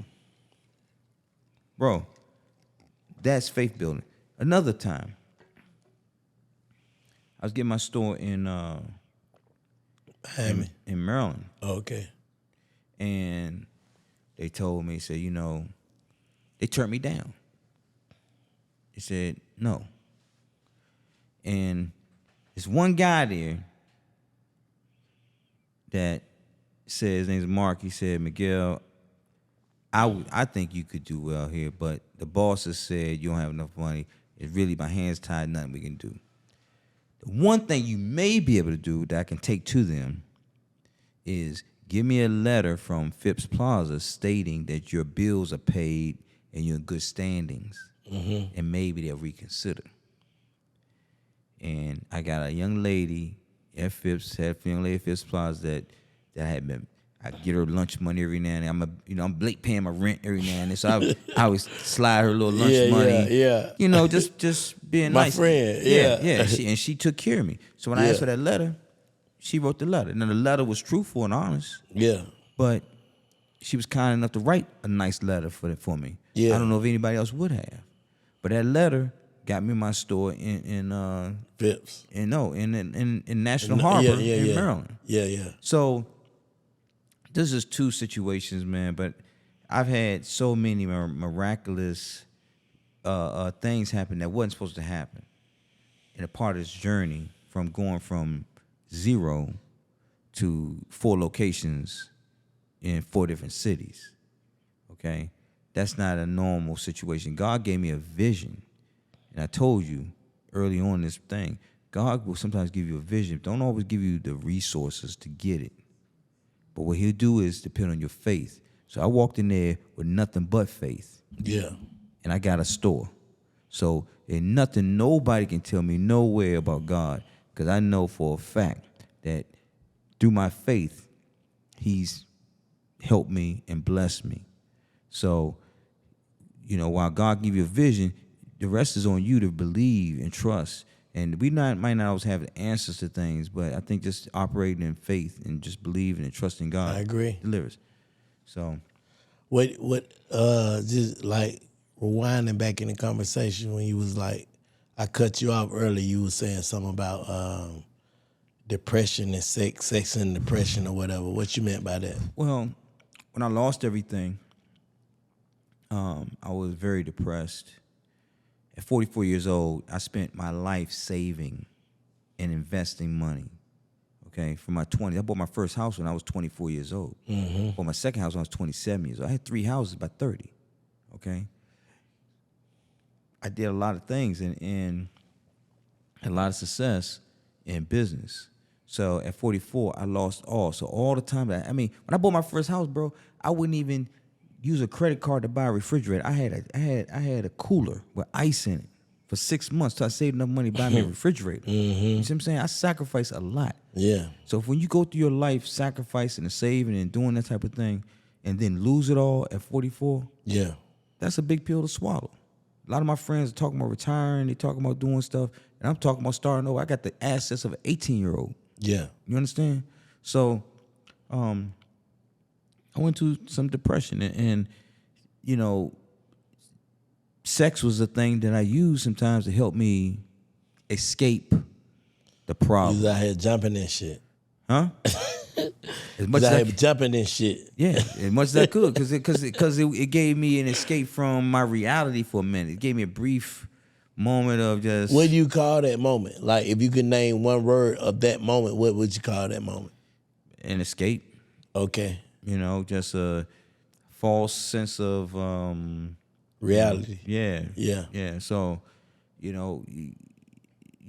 all can have some level of dependency on something. For me, it was sex. Yeah. It's one thing that I drank and I did stuff like that, but sex was a big part of, and that's why, man, I had an insatiable appetite that couldn't be satisfied. Yeah. It was like, man, just, my grandfather would come stay with me. He'd be like, man, what the hell? And he was a pimp of pimps. Yeah. I was like, damn, Gelly. He called me Gelly. He said, Gelly, damn. Yeah. You tripping. No, he's like, man, but see, no, honestly, I think it might even been like, man, that's my grandson, because the environment I grew up in, niggas get patted on the back for having that type of lifestyle, right? You get patted on, you get, So I think kudos. Kudos, exactly. So we applaud in our society, in our the wrong shit. The wrong shit. And that's why, man, we stuck in a lot of the same problems. Instead of applauding a nigga for taking his kids and doing shit right, we applaud niggas on the wrong shit. Yeah. Yeah, for real. We applaud niggas on their destruction. No, that's cold. You said the right word. We applaud. Ooh. Rewind that shit, John. Niggas said we applaud niggas on their destruction. Mm-hmm. That's cold, shit, bro. That's gonna that's put some you real in it. shit. That's So what niggas do. Niggas be happy to see you do some dumb shit. Yeah. But I was on my way to, I know my health was deteriorating year by year. Trying to maintain some level of existence. Yeah. And I saw God. Bro, I went from that lifestyle to I got serious with my wife in 2021. Just say January 2021. I ain't slept with another woman since that day. And I'm 50-something years old, and I was a prolific whore. So, what do you think about like threesomes?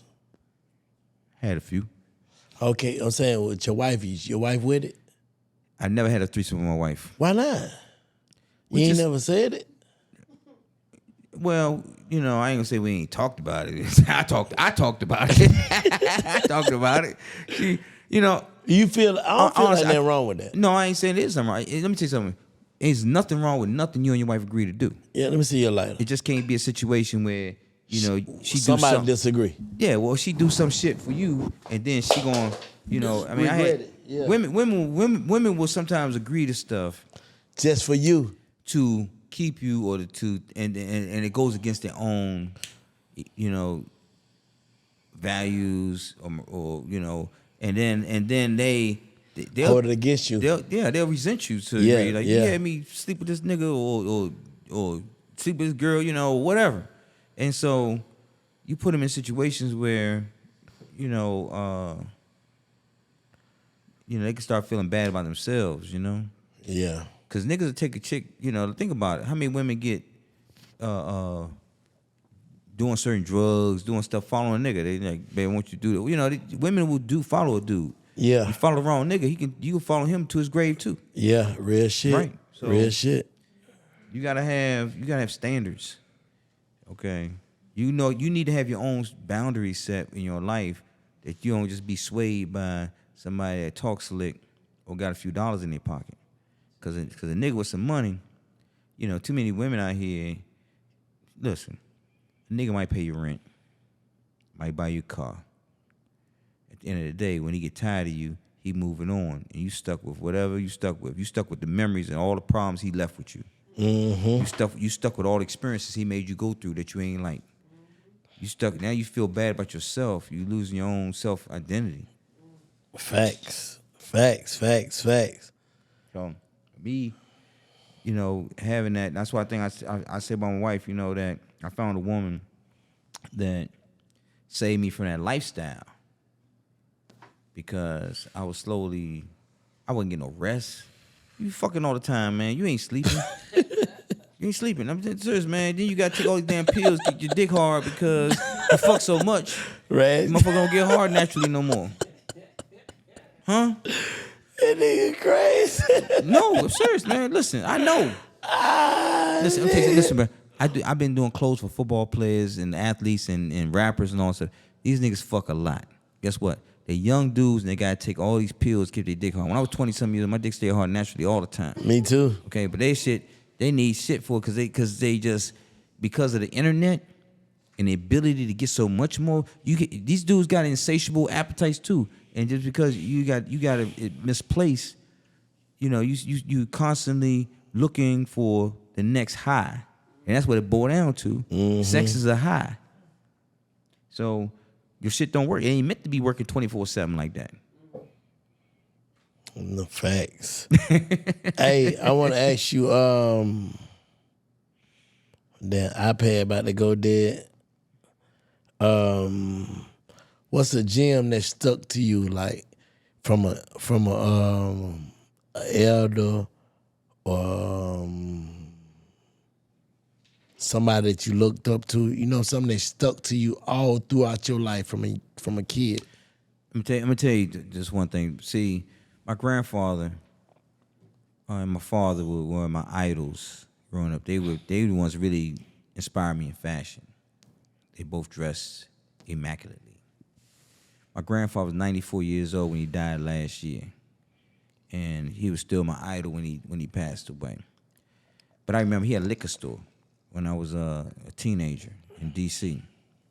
And I used to work in the back, stocking shit, and you're supposed to be 18 or 21 to work in a liquor store back then, but he had me working in there. And I remember, he had a boat, looked like a nice yacht style boat, and sometimes he's like, "Come on, Gelly, let's go down the boat." He tells his wife, "Go into the boat, get down there." He got his girlfriends down there. So I was a buffer. Mm-hmm. As a teenager, I was a buffer for my grandfather. He's like, "Man, don't tell nobody." I was like, and I idolized this man, so shit wasn't coming out of my mouth. You could take me to the grave. I ain't telling nobody. Yeah. And I remember telling me a story, man, about how he finally got busted. Yeah. He said, man, he had this one girl house he used to go to all the time. And every time he went to her house, lightning would flash. So every time he knocked on the door, the lightning would flash. He said, man, he couldn't figure the fuck out how the lightning would flash every time he went to this girl's house. He just figured because of the side of the neighborhood she lived on, side of the city she lived on or something. Until one day, he leaves her house, he goes outside, and his car's gone. Mm-hmm. His wife's car is there. Mm-hmm. He get in the car, and it's a stack of pictures of him knocking on her door all the time. And that's what the flash was. It was a flash from the camera. Dude taking pictures of him knocking on this woman's door. And see, you know, because he was the guy I looked up to, I think that I saw that lifestyle as something that was natural for men, natural for what we should be doing. So I would say that I learned a lot of things by seeing him do and the conversations we had and so forth, but also seeing the problems associated with the things that happen. You know, my grandfather lost everything from that. He literally never recovered. Mm-hmm. Okay, his wife took his liquor store, took all his opportunities, and from that point forward, he just never ever really, got his foot back. Yeah. If it was one thing you can like go back in time that you think you can correct or change or redo that can sway your life to a different, what would it be? I have one regret in life, and it hasn't nothing to do with the outcome of my life because I'm fine with every decision I made to get here. Yeah. But my great-grandmother, I told you before, she sacrificed and paid for me to take riding lessons when I was a kid. Mm-hmm. And she got, she died. I saw she only made $11,000 a year. So that was a real sacrifice of her to do that for me. But when I was in college, I told you I let you listen to go-go music when we was right. So I used to do like go-go concerts in DC. Yeah. And I was in college and I did this go-go concert and I probably made the most money I had ever made up to that point. And I was stuck on like I'm gonna take that money and reinvest it. Yeah. Reinvest it. And I remember my great-grandmother saying something to me about the money. And I lived with her, and I could have gave her some money. I could have did something nice for her with that money. But I chose to try to say, I'm going to do something later when I make more money with this money. Mm-hmm. And I never did nothing really special for my great-grandmother while she was living. And that she passed away the year I graduated from college. In fact, 2 weeks before I graduated in 1989. And today is 2024. And I still regret the fact that I didn't do something further. So that's the only regret I have in life. No, that's dope. In this conversation we had, did you get a aha moment or moment be like, damn, I ain't never look at it like that? From our conversation between us right now? From our conversation. No, I think that, you remind me of younger me. I'm sure when I was your age, I would have laughed the same way you laughed about nigga. What? Nigga, oh my, I knew of guys, who, are may have said they faithful. They just said nigga, please, motherfucker, ain't nobody faithful out here. I am, but no, I'm just saying to you that no, I'm saying to you is that you remind me of younger me because some of the stuff that I'm saying today, the ways I feel today. That when I was your age, I couldn't even comprehend it. It's like I can't even see what you talking about, nigga. You lost me on this whole thing you doing. Mm-hmm. So I get it. I get that wholeheartedly. So I think that it's a something you got to go through, And I think at the end of the day, for me, the majority of the changes I made were a result of me desiring peace. Okay. So I eliminated the things that were robbing me of the peace. So, anything that robs you eliminated of peace, things that rob me of my peace. Yeah. So the things that rob you of peace are the things that require you to worry about tomorrow. Yes, sir. Don't do anything today. Yes, sir. That it's going to require you to have to be concerned tomorrow. You rob a bank today, you're going to have a problem for a long time if worrying about them finding out that you was the one to rob that bank. Mm-hmm. So I just don't do I try not to do anything that's gonna be regretful. Facts. I'm supposed to be on like the book of the day. My damn iPad done went dead. Let me see if I can get it up. Hold on. Here you go, OG. Let me see. The book of the day is it's gonna be the next one. Gonna be the 7 spiritual laws of success, and I elaborate on law 3. Mm-hmm. The law of karma. Every action generates the force of energy that returns to us. Choosing action that brings happiness. That shit went away. Choosing action that brings happiness or choosing action that brings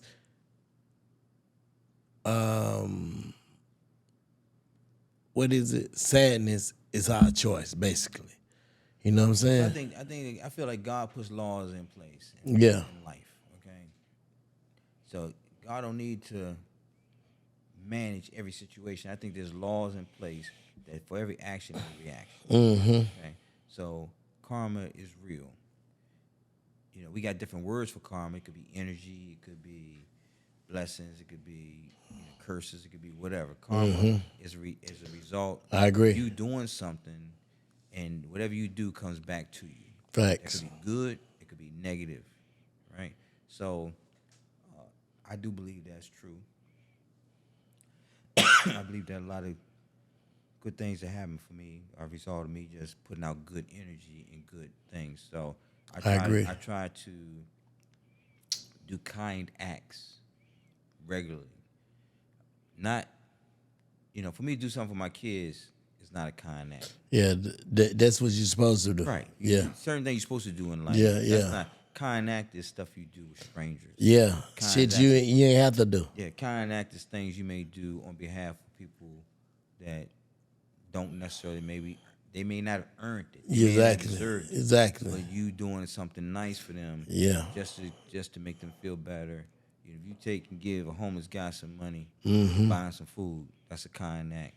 That comes back to you. No, that's just like me. Like I just seen lady in the bookstore. I was just buying these books today, same books I just read.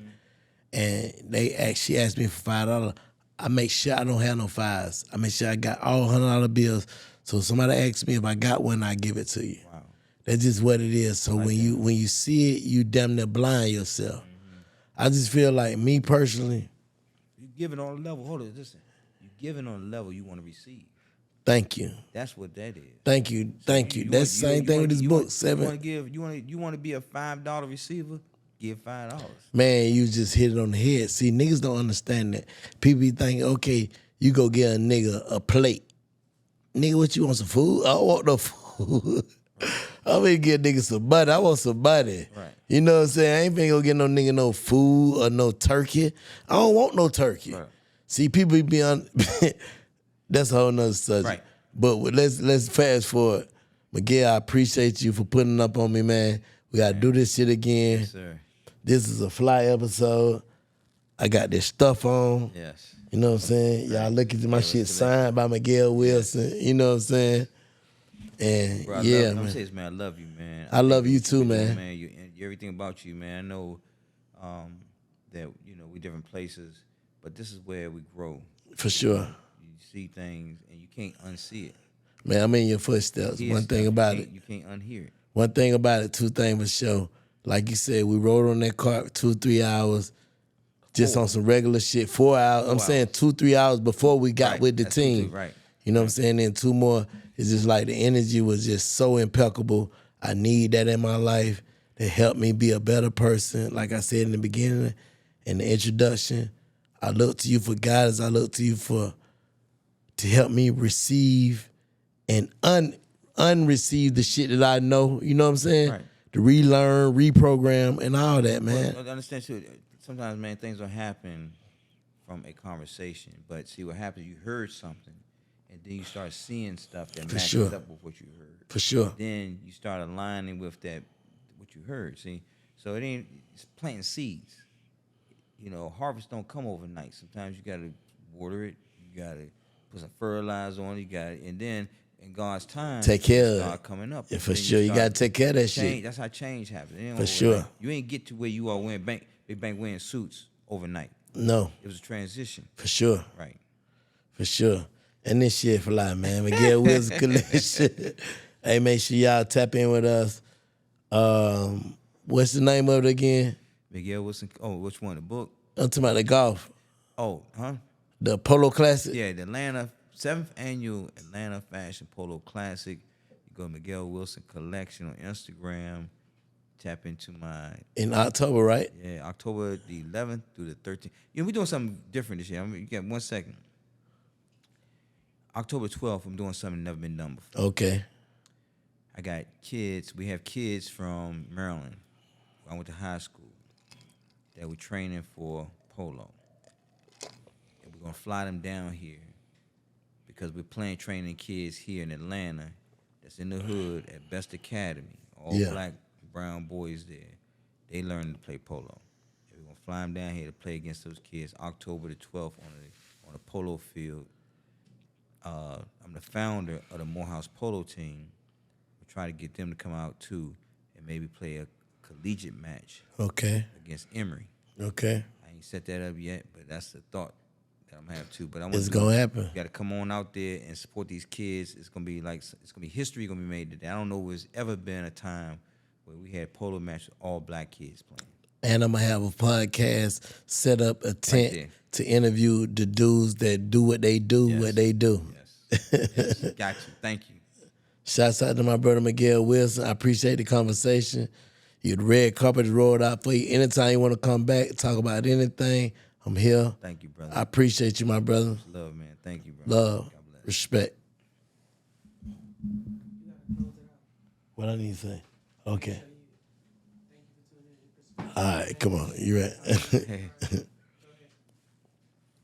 Make sure y'all tap in Perspektives Bank every Monday, audio, every Tuesday, video. Like, strive, comment, subscribe, comment, like, strive. All right. And like that, we out. Big Bank, Miguel Wilson. Make sure y'all like, subscribe, comment to the Big Fat Network. Every Monday we on Black. Come on. All right. And like that, without shot to my brother. Come on. All right. And like that, without. We out. All right, come on. We out. And like that, we out. Shout to my brother Miguel Wilson. Came through dropping all type of gems. Salute to you, my brother. Much success to you, love to you, respect to you. Make sure y'all like, subscribe, comment to the Big Fat Network. Check me out every Monday on the Black Effect Podcast, every Tuesday on Big Fat Network. Till next time. Bam. Subscribe.